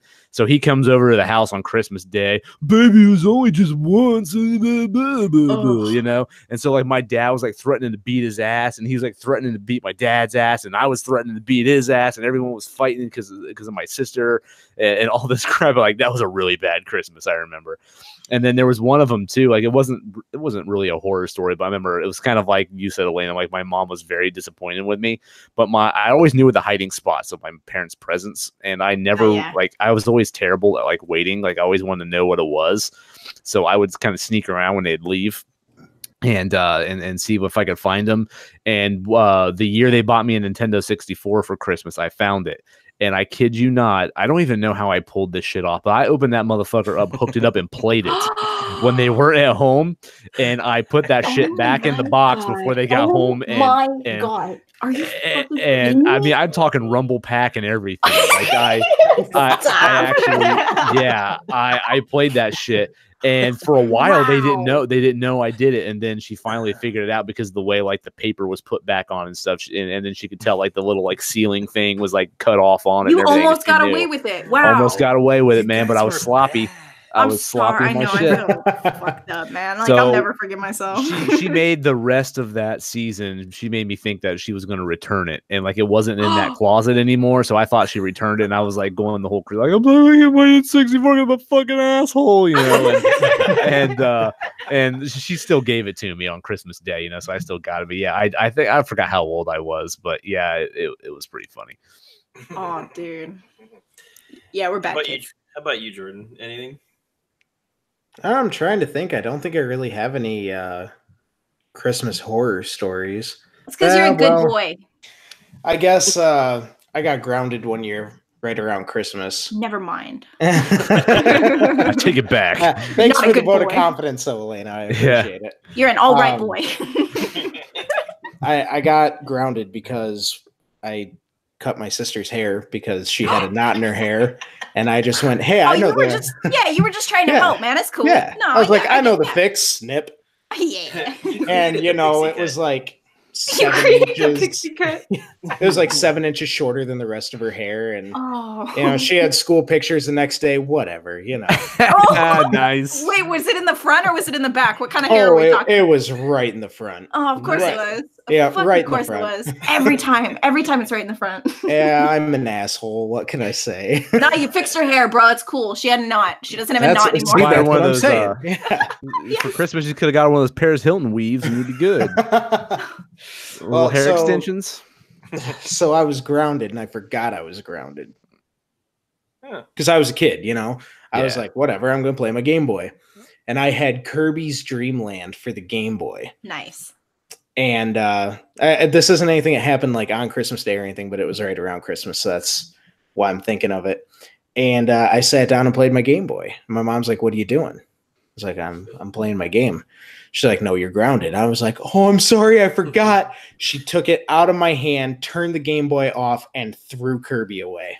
Oh, wait, she threw the entire cartridge away? The entire the cartridge, garbage? yeah. Nah, Yeah. nah, dude. No. Because at that point, she's basically throwing money away, man, to punish you. She's punishing her to punish you. Like that's. Oh, she didn't buy it. It was a gift from a friend, so she didn't care. All right. Well, okay. still though, damn. I'd be digging that thing out of the trash. I'd be wiping the mustard off of it and everything. Your mom's a badass, and she kind of scares me. Not gonna lie. Like I don't want to slight your mom, man. If I'm grounded, I am grounded. Okay. To bounce off of Josh there, I did. Yeah. Oh, okay. Well, that's good. Oh, you did. Okay. I dug it back out and hit it. Oh yeah. Nice. Good. You should have. I would have. What about you, Shannon? Nah, I mean, like it's just what, like I said, our family's really close, and like my mom's side and my dad's side were like really close to each other, but they always wanted to do Christmas like separately. So like Christmas Eve was primarily like my dad's side of the family, and then Christmas Day was my mom's side of the family. And my dad, after like doing that for like 25 years, was just like, I just want to spend Christmas with my family, like once. And my mom was cool with it, but my grandparents were not, and it started like a big kerfuffle. So like we ended up actually like leaving Christmas that day, like early, like super early, like before dinner. And I remember like my sister was really upset, my mom was really upset, and I was just kind of in the back like, what the hell's going on, like whatever. And that kind of created like a tense situation for my family for a while, but like ultimately it worked itself out and everybody was cool, and my dad was still able on the following years to go like hang out with his family, and like my mom and me and my sister went to go hang out with like her family. So it all worked out. We were all like but like Italians, man, Italians and Irish, like like they're very fiery, like emotional hold people, grudges and all that. Oh yeah, dude. Yeah. Combine it with the alcohol, and it's just a done, Pretty much. done So deal. you get drunk and pull a knife on you. That's like pretty much my mixture. So yeah. Boy. Yeah, I mean, but other than that, I mean, it's just everything else is always comes up roses. So. All right, nothing too bad. No one died or anything, so that's good. Yeah. No. All right, sweet. So, what about Christmas movies? Obviously, Christmas movies are a big tradition for a lot of people during Christmas time. Do you guys have any favorites that you watch every year? A Christmas Story. The TBS like 24-hour marathon. Fragile all the way, all day. Fragile all day, dude. Like it's my dad. It's a guarantee on Christmas or around Christmas. Whenever they're playing it for 24 hours straight, that is what is on his television. And I just have the fondest memories, man. Like we got him an ornament set. We got my sister a Red Ryder BB gun. Like my Christmas like childhood was all about that movie, man. And it looks like it was for you guys too. Who it sounds in your like family has the leg lamp? My dad did, dude, for the longest time. And it was he would make jokes about it. He would like emulate the movements of the dad in the movie. And like my mother-in-law would like swat his hand away. And it's just like, it's how like, or not mother-in-law, my stepmom would just like swat his hand away. It'd be the cutest shit, man. Like they're too funny. And like the ornaments too of the little leg, just so cute, man. Like I love seeing that shit hanging up. I have the fondest memories with that movie. You'll shoot your eye out. It's just like there's a fondness to it, man. Like I don't have any other Christmas movies that come to mind at all. Drink more Ovaltine, son of a bitch. Nah. Oh man, what about you guys? That's one of them for me too. But I'm also a big fan of National Lampoon's Christmas. Like I gotta watch that every year. I actually just dug out my copy today so we can watch it before Christmas kicks in. And also, like, it's the only modern movie I can think of that I would consider a holiday classic, which is Elf. Like, I always got to watch. We watched Elf today. So Elf and Christmas Story and National Lampoon's Christmas always has to have that rotation every year. I don't know. Like I know most people say it's a heated controversy. So let's get into it. Like Die Hard. Come on. Yes. Is Die Hard? Like, we have to. I mean, it's a staple. And like Bruce Willis has come out and said in like earlier interviews that he doesn't even think it's a Christmas movie.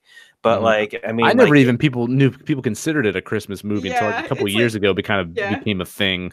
No, like, but yeah, I mean, it was always on, and I would always watch the hell out of it, and I loved it.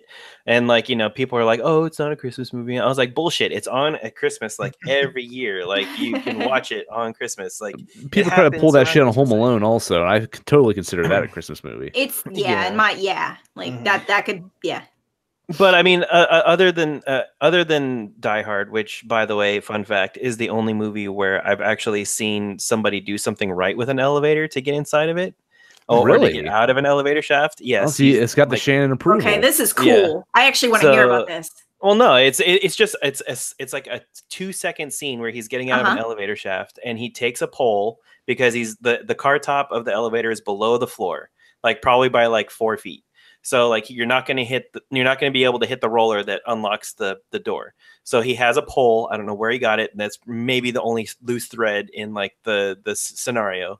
But he takes the pole and he hits the pecker with the pole and like the door. Pecker. Like, yeah, that's what they're called. They're called peckers. Holy shit, dude! I want your job. So yeah. So you hit the pecker. Shannon, he plays with peckers all day. Oh yeah, shafts and peckers. Shafts and peckers. Yep. But yeah, he hit the pecker and then opens the door. Y'all, none of us can focus on the actual coolness of what he's saying right now because you're too busy on the goddamn. God, you guys. Yeah, can they come up with a better name than pecker? No, it's a pecker. That's what it is, dude. It's a pecker. Yes. So it's like one of the few movies you've seen that actually, getting back on topic, like that's actually accurate, because that for me is really, really interesting. That's I wonder why. I wonder if they had like an actual like mechanic or technician or like an elevator scientist, just like, no, do it like this, bro. Shannon, you should do that, man. You should be like the elevator consultant for Hollywood. That'd be the sickest. I would or video do games. That. There'd be so much stuff you would have to go buy. Oh yeah, dude. Like, don't even get me started on that Spider-Man game with the elevator shaft scene. Like, I lost my shit when I was playing that part of the game. But anyway, yeah. Getting back on pecker wrong in that one too. Oh, they got everything wrong. They got the pit buffers wrong. They got like the shaft, like the whole setup is wrong. There's Excuse me, Insomniac, but your shaft and pecker game is not at the bar. Oh my god, step up, step it up. Oh man, don't even get me started. Like, yeah, there's a lot of stuff. Oh, we already did, man. We're already there. So, all right. Well, we'll go to pecker talk later. But so let me see other movies. Getting back on the topic, other movies. Fred Claus. How about Fred Claus? I like Fred Claus. You guys watch it? Although it's got like creepy Kevin Spacey in it. Like other than that, like it's pretty. I mean, I like that movie. Bad Santa. I like usually watching Bad Santa too. Oh man, Bad Santa. Who was the what's her name in she was Lorelai Gilmore Girls. I have the fattest crush on her. She was in Bad Santa.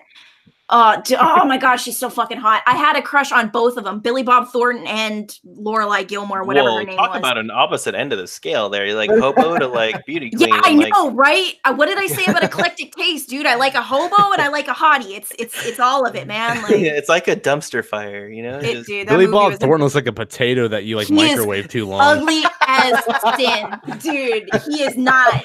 Oh, man. He is not. No offense, man. If you're a Billy Bob, I know you're probably out there. If you're Billy Bob, you're listening to the podcast. We're sorry. He's watching it too, man. He's watching it. Yeah.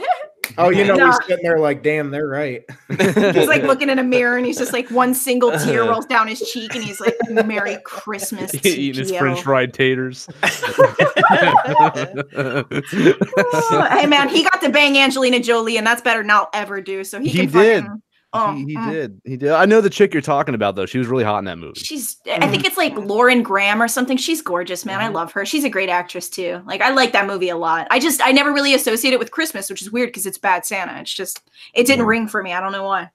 Yeah. They didn't have that wholesome Christmas feeling. I think that's why. I think that, yeah. It's not a movie you can watch with your kid. No, not at all. Jordan, did you answer this question? I don't remember. No, I started talking about slap. Did we interrupt you? I'm sorry. Well, we got talking about how Shannon wants to make Elevator Technician Simulator 2020 over there. Dude, please. Somebody code this, please.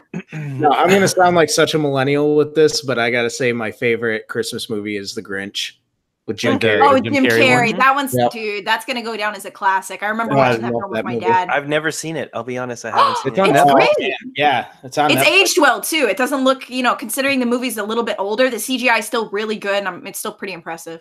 So when that little dude pops out of the tuba in the beginning, like that CGI is really bad on it. Because my son watched that movie like 4 or 5 times this year so far. Oh, okay. So you've been able to kind of like pick it apart. Yeah. There's some pieces in there. I'm like, oh, that's shitty CG. Yeah. Okay. So I do have one question because I was thinking about this as Shannon was talking about his movies. What do you guys think about Click, that Adam Sandler movie? Is that considered like a Christmas film? Because wasn't it around Christmas time?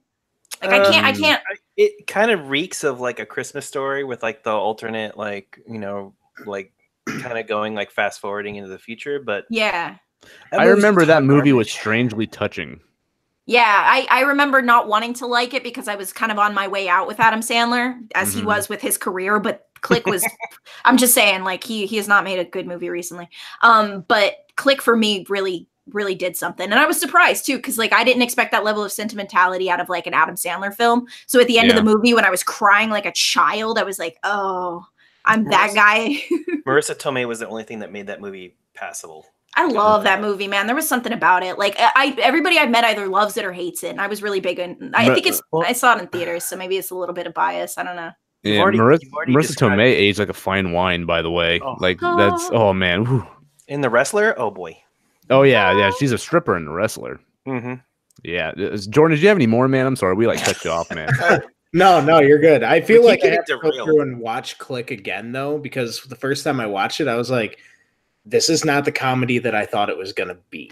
Yeah, you're right. It was too heartfelt to be like a real Adam Sandler comedy. Like it got way too sentimental. For me personally, it was a good thing. But for others, I can understand why I'd be like, oh, this isn't funny. This is just kind of sad. Like I get it. I'm learning a lesson. Cool. But like, when am I going to laugh? You know? Yeah. That's how I felt my first time. I feel like I need to go back into it with an open mind. Maybe. But I mean, if you didn't like it the first time, just call it a day. Or maybe just keep that closed mind. It's fine. Like it's an Adam Sandler film, man. You don't have to go back to like give it a second go around, Yeah. Fair enough. What about Christmas music? Are you guys Christmas music people? Do you crank it up during this time of the year, or do you not care? There's like 4 songs I'll listen to like that I care about, and that's pretty much it. I think it's what are they? So there's one on this Punk Goes Christmas album. All right. And it's called Fool's Holiday. And it's just got, I mean, it's a pretty good song. I recommend it if you guys are interested in it. I don't know who the artist is that sings it. But then George Michael, like the Last Christmas, like for some reason always like just has a weird effect on me. Rascal Flatts, I'll Be Home for Christmas. Like very going across the spectrum, but like they sing it basically a cappella. And regardless of what you guys think about like Rascal Flatts being the boy band of like country music, like that one particular song, like the way that they sing it and deliver it and they harmonize is a beautiful song. And I only typically listen to it around Christmas. And I think let me see, is there any other those are pretty much like the 3 songs that like I'll just, or like the ones I can think of off the top of my head right now. I know there's one more floating around, but I don't know what it is. Okay, cool. Normally I do like keep the Christmas radio station on, like during the holidays. This year I haven't turned it on at all. I do have some favorites though. Obviously John Lennon's like, Christmas is, war or whatever. I forgot the full name of the song, but I love that song. I think that song is very powerful and I like it a lot. I actually really like Death Cab for Cutie's version of what's the Christmas song? Please Come Home or whatever it is, that one Christmas song. Death Cab for Cutie did a really, really, really good version of it. And I always like to listen to that one as well. It's like really like super emotional version of it. There is a Christmas song that I love. It's so stupid, but I listen to it every year. You guys remember that kid that was like a rapper, but everyone thought he was like just a terrible rapper, but he was like probably doing it for like intentionally. It was like that Krispy Kreme guy or whatever his name was. I've never. Yeah, he had to change his name to Froggy Fresh because Krispy Kreme actually tried to sue him. Yeah, and they're like, this kid, like, he releases this video and you just think it's some hillbilly kid trying to rap and like he wasn't serious, you know, but like he was doing this intentionally. Anyways, there's a Christmas song he released and it's just called Christmas, and the whole song is him rapping about wanting John Cena shit. It's the funniest thing in the world. Like, and it's just, the whole song is just like, I want John Cena pajamas, I want John Cena lunchbox, I want, like, it's just everything's John Cena, and then like in the middle of the song he just throws about how he wants his grandma to buy him a box of Betty Crocker fudge brownies, and it's so stupid, but for some reason I love it. I love listening to it. It was Baby Please Come Home is a Death Cab for Cutie remake I was thinking of. And Kanye West did a Christmas in Harlem song I like a lot too, that I like to listen to. So yeah. What about you, Elena? I want to listen to that Death Cab song, man. Well, I talked a little bit earlier about how, like, I'm not so big on the music, like the music they play at like department stores and like Targets and stuff like that. So I'm not a huge fan. You know, I worked at a grocery store for 3 years, so I had to deal with the music there, and then a department store for 2.5 years. So I was pretty good off of it. But like listening to Christmas music outside of work for me is a pleasant experience. I like Silent Night a lot. For me, that's a classic. Another one I like is, I don't know if you guys have heard this song. I don't even know if it's specifically a Christmas song, but it's My Favorite Things. Like, these are a few of my, I fucking love that song, man. I don't know what it is. Keep singing it. No, I don't want to. Like, like, I have sang more on this episode than any. I'm cool. Like, I hit my quota a long time ago. But my favorite rendition is by John Coltrane, which is really funny because he plays the song and it's completely instrumental. It's a soprano saxophone, and it just lights up my soul, man. Like, it just makes me feel like Christmas. But then I was listening to it today, and I was like, you know, without the lyrics, man, like, that kind of makes the song, but it still oozes character being an instrumental like version. But I hate to admit this because it's kind of like corny and sad, but I actually fell in love with this song while I was watching an anime a couple years back called called Kids on the Slope.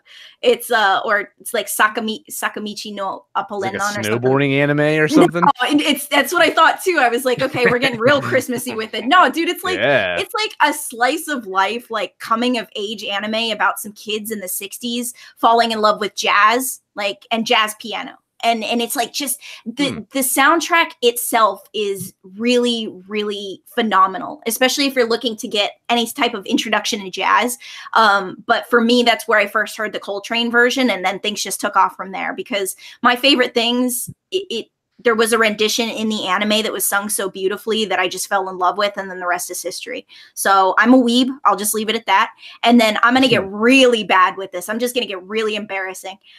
My December by Linkin Park, I really like. I don't know if that's a Christmas song, but I would always listen to it around Christmas and get like real sad, like really sad. I was like 12 and everything mattered so much. And I was like, yeah, it's my December.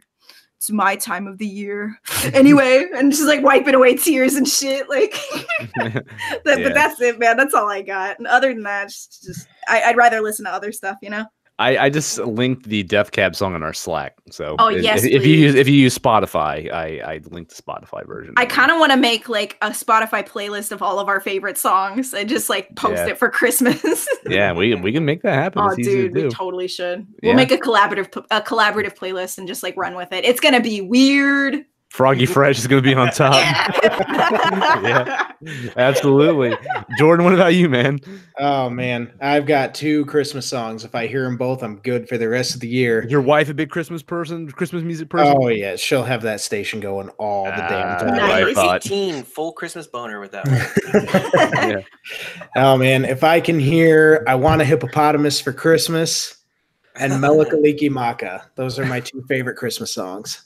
Yeah. Oh, nice. Oh, we need this Spotify playlist. It just came in. Alvin and the Chipmunks. What was it? No, dude, I can do without that one. No, screw you, dude. That's a song. That song is obnoxious. It is obnoxious. Shut up, dude. You are a Grinch, dude. Like, I'm done. This is you got a 0 right now. Your Christmas, yeah. You're like, you need That's to bring it not up. That's going on the playlist. This is a Christmas flop, not a Christmas. That should be That should be the only song on the Christmas list. I'm sorry, right now. God, just on repeat. Yeah, exactly. Just for you, man. Josh. It's your own personalized Christmas list from me to you. Okay. Dude, so Jordan, what are these songs? Because I've never. What's this hippopotamus one? Like, it sounds trippy. You're gonna have to like. No, you're. I mean, probably, but it isn't ringing a bell. Well, you're lucky because Jordan's about to sing it for us. I'm not about to sing anything. I thought this was gonna be our musical episode. Come on. It's a little girl that sounds like a little boy. The way she puts like some kind of grit in her voice when she sings, but she's just singing about how she wants a hippopotamus for Christmas and how she's going to keep it in the garage and bathe it and feed it and how it's going to be the best thing ever when she comes downstairs, and there it is.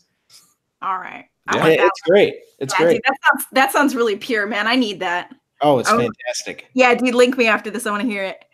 Is she saying how like no other animal's going to do it? Has to be a hippopotamus or bust, basically. Yeah. What's your favorite animal? It's really cute. School, released in November 11th, 1953. Oh, yeah. It's great. Yeah, I like this. We're getting old up in here with the John Coltrane and all these older. Yeah, nice. The second song you mentioned, I always associate with National Lampoon's Christmas. So I've never heard. I'm going to be real with you. Never seen it. Oh, you need to, man. It's you great. Are a millennial. Yeah. Better get the classics down, man. That's the Hawaiian Christmas song. Yeah, they play that in that movie. That's what I know it from. Yeah. Awesome. So what do you guys think about this Baby It's Cold Outside controversy that's going on right now? Because I always thought this song was fucking creepy. And I always thought something was weird about it. And now people are making a big deal about it. And it doesn't surprise me because I've always thought like the lyrics are kind of rapey. And now people are calling this thing out. Like, what do you guys think? You just think it's nonsense or? It is creepy, but you avocado toast loving millennials got to stop being so sensitive about everything that you hear on the radio. You know what? If you don't like a song, turn it off, change a channel, do something else. Like, just don't listen to it. It's not like we're forcing you to listen to that song. Like, yeah, it's out there. Yeah, it was. Yeah, you damn millennials! I like my rapey music. Hey man, you can say that people are being forced to listen to it when it's playing at a Target and they can't fucking turn that shit off. So like, I completely agree with you, and I actually think we should just kind of take it as a sign of the times, because I was trying to think about it from both perspectives. Like, women were expected to be coy and shy, and they were likely taught that they had to be like coaxed into, doing stuff. And, out of fear of seeming overeager, or dare I even say like forward, God forbid a woman be forward back in that time. And, men were taught to be a little more pushy, and it was just a sign of the times. And, I have my own personal interpretation of it. And I do think it's a gross song. I remember hearing it because it's one of those songs that you've heard so many times that you're not even really listening anymore. Like when you hear it and you're out shopping, you hear it, but you're not listening, so it kind of goes in one ear and out the other. And I think that's the best way this song is received nowadays, as music. It's not even really music anymore. It's just something you hear in the background. Let it kind of stay that way and fade into obscurity.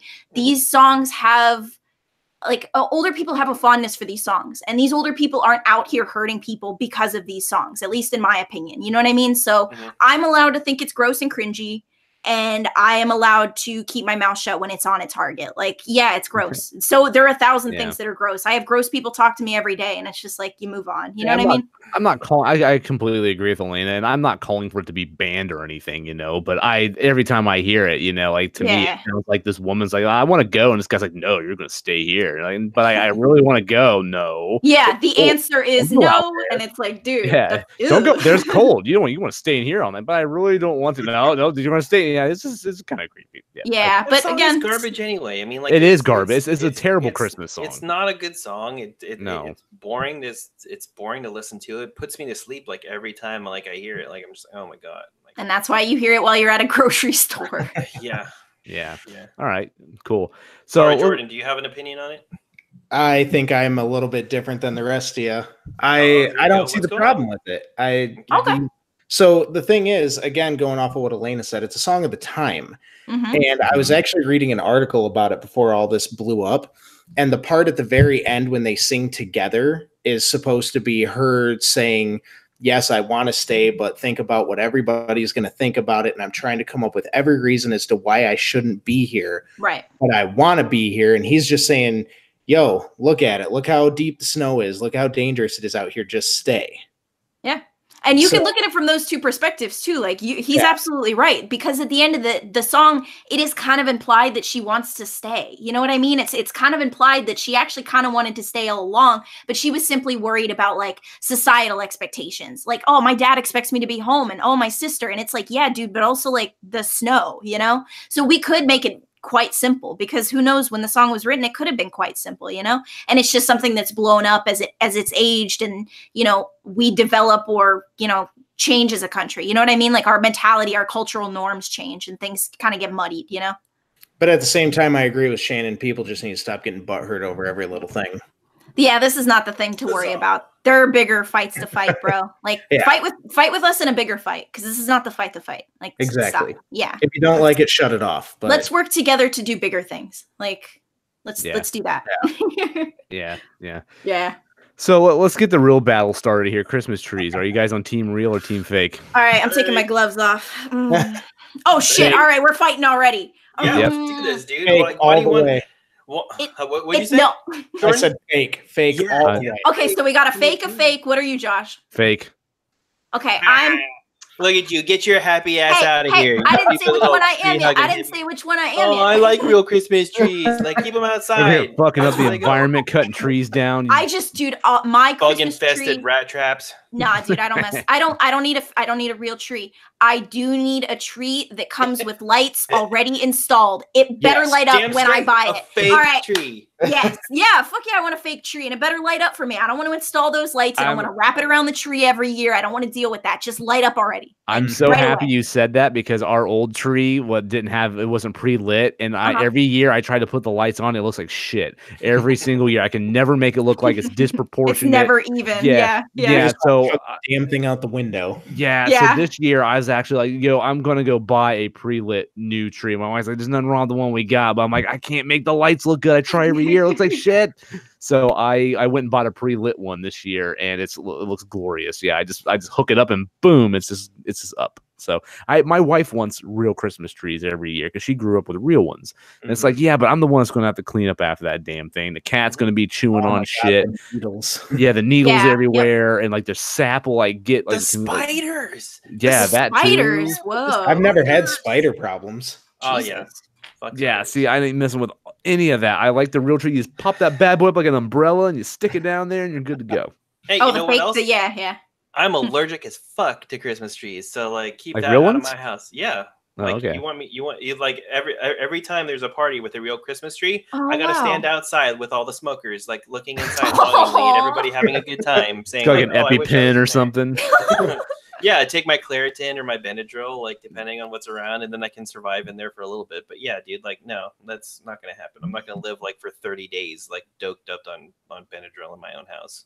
Yeah, that's valid. That a lot of people easy. say it's the pine. Like a lot of people say it's like, oh, it's the pine smell that does it for me. Just buy a candle, bro. Just just buy a candle. Just buy a pine candle.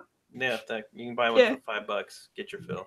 It's not the same. I know it's not, but like, I don't like cutting down trees either. I am totally a hippie with it. Like, I feel bad when I use paper. I ain't cutting down no tree to put in my living room for 5 weeks. Shit. Paper. Have you heard of iPhone notes? Stop. I use. Yeah, that was an easy battle that we all won. So we're all pretty much on the same side there. Yeah. All right. Fight. There for you, Josh. What's that? The Christmas tree that you bought, does it have like the different color settings? Like you can have like the colors or the white or all that? Yeah, this bad boy's got a foot pedal, and I just hit that shit with my foot, and it's got like 6 or 7 different settings. So I just have it alternate, like different. Like it'll be all white, and then it'll be all colorful, and then some will be blinking, some will not. It just gives like a light show in my living room. It's rad. Does it do like the slow fade between the colors the way you said it? Because we were over at my mother and father-in-law's place just the other night, and my mother-in-law was trying to turn her tree off again with the foot pedal, like you said, and like the last setting is like straight up seizure setting. Like it just goes. It's like Metallica concert. Yeah. It's like get a fog machine up in here. Yeah. It literally syncs up the Justice Justice for All in Metallica. So, what about Christmas ornaments? Because I have a lot of Christmas ornaments from when I was a little kid that like my parents, when I moved out, they wanted me to take with me to kind of carry on a tradition. Do you guys have those kind of Christmas ornaments, or do you just have like new shit, The oldest one I have is a handprint of mine from preschool. Oh, that's cool. Aw. But everything. Go ahead. Someone took the cap, like the little beanie cap that my son was born with. You know, when they take you out and they put the little hat on your head. Stop. Like he didn't like come out of the womb with a beanie. You know what I'm saying? Yeah, like he like they put it on his head after he was born. Right? Someone took that beanie, little baby beanie, newborn beanie. They put it in a Christmas bulb and gave it to us. We have that on our tree. So, but really cool. I have a Ninja Turtle one from like the like mid '80s from when I was a kid that I still have. That I hung on my tree. It totally fucking does, man. Yes. They all have little Christmas hats on. Sweet. Oh, that's awesome. Oh, dude, yes. Elena, how about you? No, not really. I mean, like my mom had this old one, like this old decrepit ornament from back when she was a kid, and I think like somewhere along the way it just became like this mangled little chihuahua mess. But like I don't know if we still have it. But it's kind of fun to think about.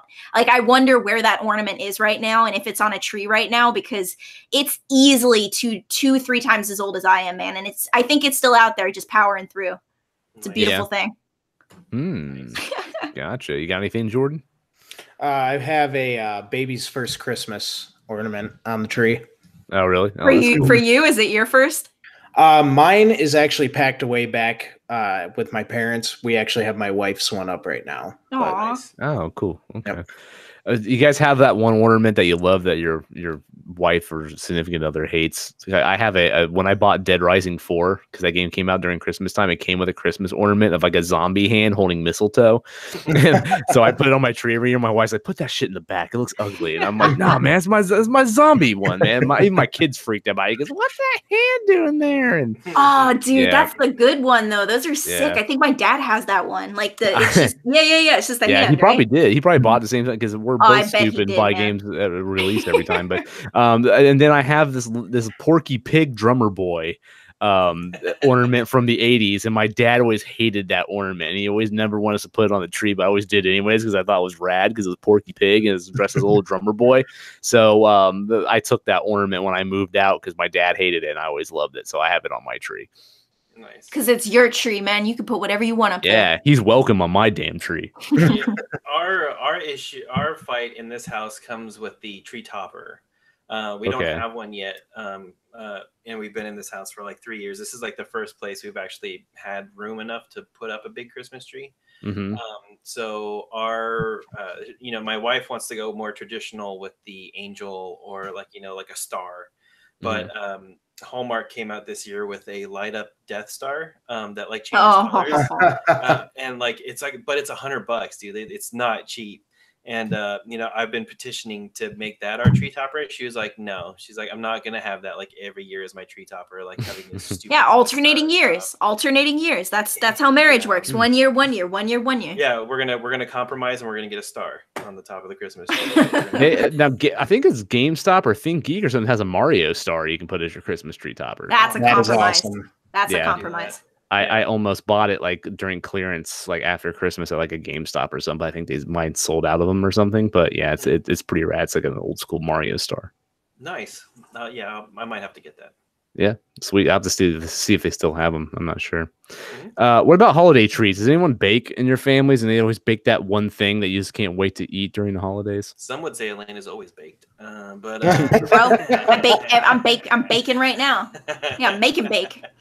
Nah, dude, my sister cooks, but she's gone this year. She moved to Ohio, and like I miss her cooking so bad, man. Like she's down here with my broke ass. Dude, she should come cook you some food, bro. You guys should like sneak her down. Yeah, dude, she would love it too, man. 'Cause she can make some food. But like for me personally, I know this sounds a little weird, but tamales, like I was living in, the east side part of San Jose for a long time. And I worked with a lot of people who would bring tamales to work for like work potlucks and stuff. And it became a total staple. And I didn't know, because I'm foolish and I'm dumb and I'm white, I didn't know it was like a holiday treat. You know what I mean? I thought it was just like a delicious, you can have it whenever. No, for certain families, it's like around Christmas time, it's tamales. Like, oh, and they're just so good, man. The tamales are amazing because you can eat them with nothing. You can eat them with everything, and they're delicious no matter what. If it's a well-made tamale, because if it's not, man, it's butts. It's butts. But that's it for me. Yeah, not butts tamales. Good tamales. Yeah. All right. What about you, Jordan? I'm a huge advocate of eggnog. Really? Oh yeah, I love it. I actually bought a pint of it before coming home. And you to I've, record I've never had it. I've never tried it. Oh my You've God, never had so good. eggnog? No. You gotta try that shit. Whoa. So good. It's really good. It's an My wife instant love hates it or it. hate it. Mhm. Yeah. Like, is it alcoholic or non-alcoholic? The one No, I got it's is not. non-alcoholic, but Oh. Does But it you have can to be get alcoholic to be good? No. Oh, no. but it helps. No, Oh. yeah. Yeah. You get some Malibu coconut rum, and then you pour it into the eggnog. You can't even taste it. Like you just get blasted on that stuff. Like Oh, man, eggnog's that sounds great. pretty potent. Like it pretty it's got a lot of taste to it. So like you don't really taste the alcohol when you blend it. I might have to buy some from the store just to try it. I mean, it can't be Yeah, expensive, try it out. right? Yourself like one of those like skinny like what is like a half gallon or like a quart or whatever it is, like Yeah. it's like one Yeah, of those guys. Don't go get the big size. Yeah. No, Yeah. it'll wreck your intestines. But don't buy like low brand stuff either. You can't be buying the off brand stuff. If you're gonna try it, you gotta try it right. I need that top shelf eggnog. Yeah. All right. Wow. I love when people make those little peanut butter cookies and they stick the Hershey Kiss on the top of them. Yeah. You know, those are I tear good. those up. And anybody that makes Buckeyes, if you make Buckeyes, Oh, I I will miss eat the shit. Buckeyes. I'll eat the shit out. I don't know if that's just an Ohio thing. No, down they here. are. What Tell is it? please So, tell yeah, everybody what a what is- Buckeye Yeah, is. I've never Nobody heard out of of them. Ohio knows what it is. Oh man! So basically, you guys don't know what a Buckeye, like a real Buckeye, is. It's some kind of nut or something on a plant. Like I don't know. It's just like a black thing with like a little brown circle in the center. It's like a thing that's in Ohio. They grow in Ohio. I don't know, but they make a candy version of it. So all it is it's a ball of peanut butter, like surrounded in chocolate, like encased in chocolate, but they leave the top of it exposed to where you see the peanut butter, so it looks like a Buckeye. And they're delicious. It's my wife actually can make them, and she makes them really well. And so she'll usually make them during the holidays, and I will tear a whole bag of them damn things up. They are so good. But yeah, that must be an Ohio thing, man. They're delicious. It's just chocolate and peanut butter, more or less, but it's sort of like a big fat Reese cup. Super good. You got me a chocolate and peanut butter. Yep. Yeah, Can't right. miss. Can't miss, man. Can't go wrong with that, dude. No. What about you, Shannon? So my nanny used to she was like straight up Italian, and like she had this meatball recipe that was like she never made me she rarely made these meatballs. Like it was a Christmas like thing, like you had them at Christmas, and she would make just the biggest bowl for like the whole family, and like we would stuff ourselves on these meatballs because they were so delicious and good. And like when she passed, like she gave the recipe to my mom, and my wife has also tried to emulate this recipe. And like I don't know what it is about like the way my nanny made these meatballs, but like nobody has been able to emulate it 100%. Like people have come close, don't get me wrong, but like they haven't gotten that 100% like taste of that meatball down. So like that was something that like I'm not gonna have again, but like I remember and like cherish those memories. And like she would also make these cookies. They were called Dead Man's Bones, and it was That's grim. It was like it was the weirdest looking cookie.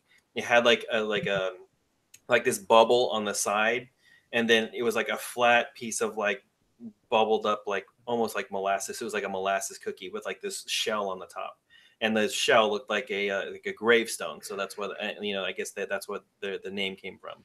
But like she would always make those around Christmas time too, and like those were like the two best like treats that I probably ever got. I would just make myself sick on both of those when Christmas came around. But like those are the two that I can say were honestly my Christmas treats. Right now, we make popcorn balls during the Christmas season, and that is like a painful yet fun experience to go through. Yeah. And peanut brittle.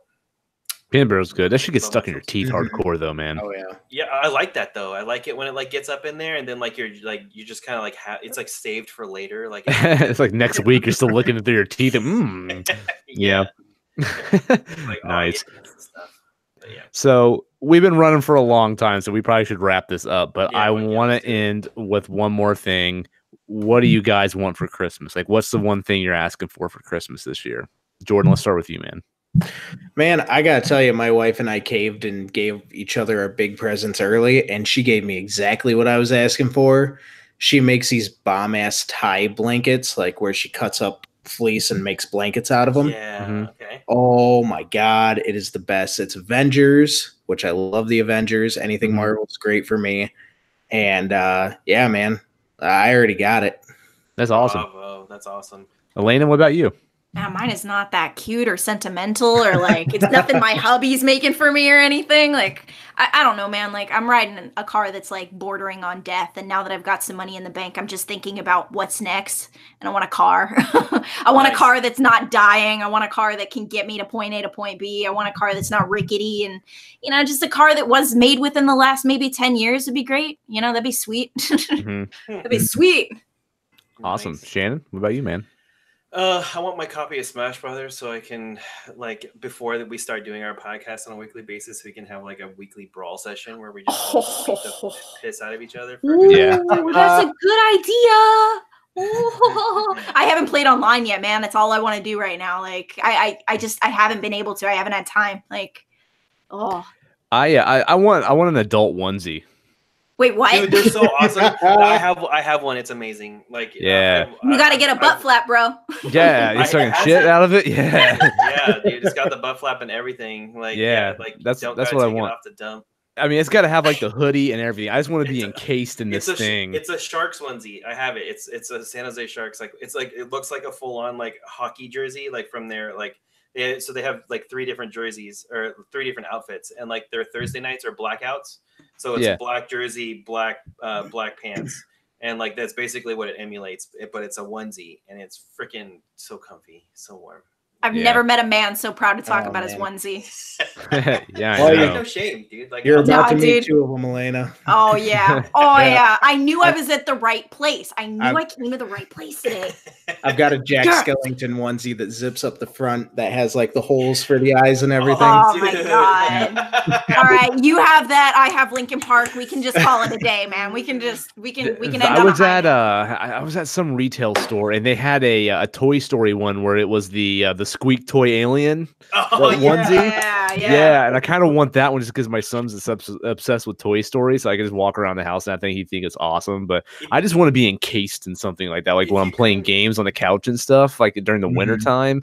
Like I mean, I don't need any games or anything. I got everything I can fucking think of, I just want something like that, just something out of the ordinary I wouldn't buy myself, So that's kind of what I'm wanting. Did you see they have a onesie for video gamers, and it's got like oversized pockets so you can put your controllers in it and like walk around the house with your controller in your pocket. And it's does it got the butt flap? I don't know if it's got the butt flap or not. They never really like advertise that part, like because they just always want you to look like, hey, you can put your Pringles over here and you can put your freaking like. It should have a front flap too, so you can piss out of it. I'm pretty sure I didn't think about that. Yeah, you would need both. Like yeah. I gotta like fully disrobe to go pee in mine, but like, I don't want to have to take the whole thing off. Yeah, that doesn't sound like fun. Yeah, remember when they made that Snuggie for your wiener? What was that thing called? What? Oh, the Tuggy. Yeah, they should build a Tuggy into it. Oh my god, guys! So you can just like kind of like everybody out there. This is how you know we've gone too long. When we're going off the rails like this, that's when we've gone too long. Yeah. They can have like a little Velcro piece on the head. We can just like pee out of it. Yeah, I'm out. I'm done. Yeah. All right, we've officially hit our record. Like, if Zach was here, he would have thrown in the towel. Like, he would have been like, you know what? I'm done. Yeah. I'm done. Zach is too uncomfortable with this kind of stuff. So. Oh, dude, it's so funny. Yeah, someone needs to invent that. I would support it. So freaking Tuggy.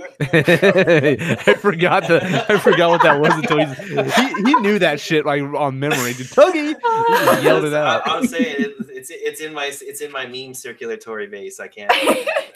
Did you get one for a gag gift and you just don't want to tell us? Gag gift? I bought one out with my own money. You gotta keep that thing warm, man. Yeah. All right. Well, on that note, let's get out of here. So, yeah. So, just as we always close with, don't forget to follow us on Twitter at @ThatPixelLife. If you guys want show updates, tweets from us, stuff like that, you can get it there. Join that Facebook group as well. We talk about games there all the time on a daily basis, so join that and come talk games with us. If you guys have iTunes and you're listening to us on an Apple device, if you don't mind dropping us a review, that would be awesome. It really helps us out. And also follow Jordan on Jordan. In certain parts of the country, it's Jordan. Yeah, in like Scandinavia or something. Yeah. Follow Jordan on the 22 Donuts Gaming YouTube channel there, so you can watch his live streams with him and his buddies and all the stuff they do there too. So Very much appreciated. Jordan, thank you for coming this week, man, filling in for Zach. Hey, man, the honor's all mine. I really appreciate it. Anytime you need it, let me know. All right, we will definitely remember that. So thank you, everyone, for joining us this week once again. Have a safe and awesome holidays. Hope you get lots of awesome gifts, and we'll see you after Christmas. Happy holidays, everyone. Bye. Slap that See ya. Let me know what you got for Christmas. Yes. pecker.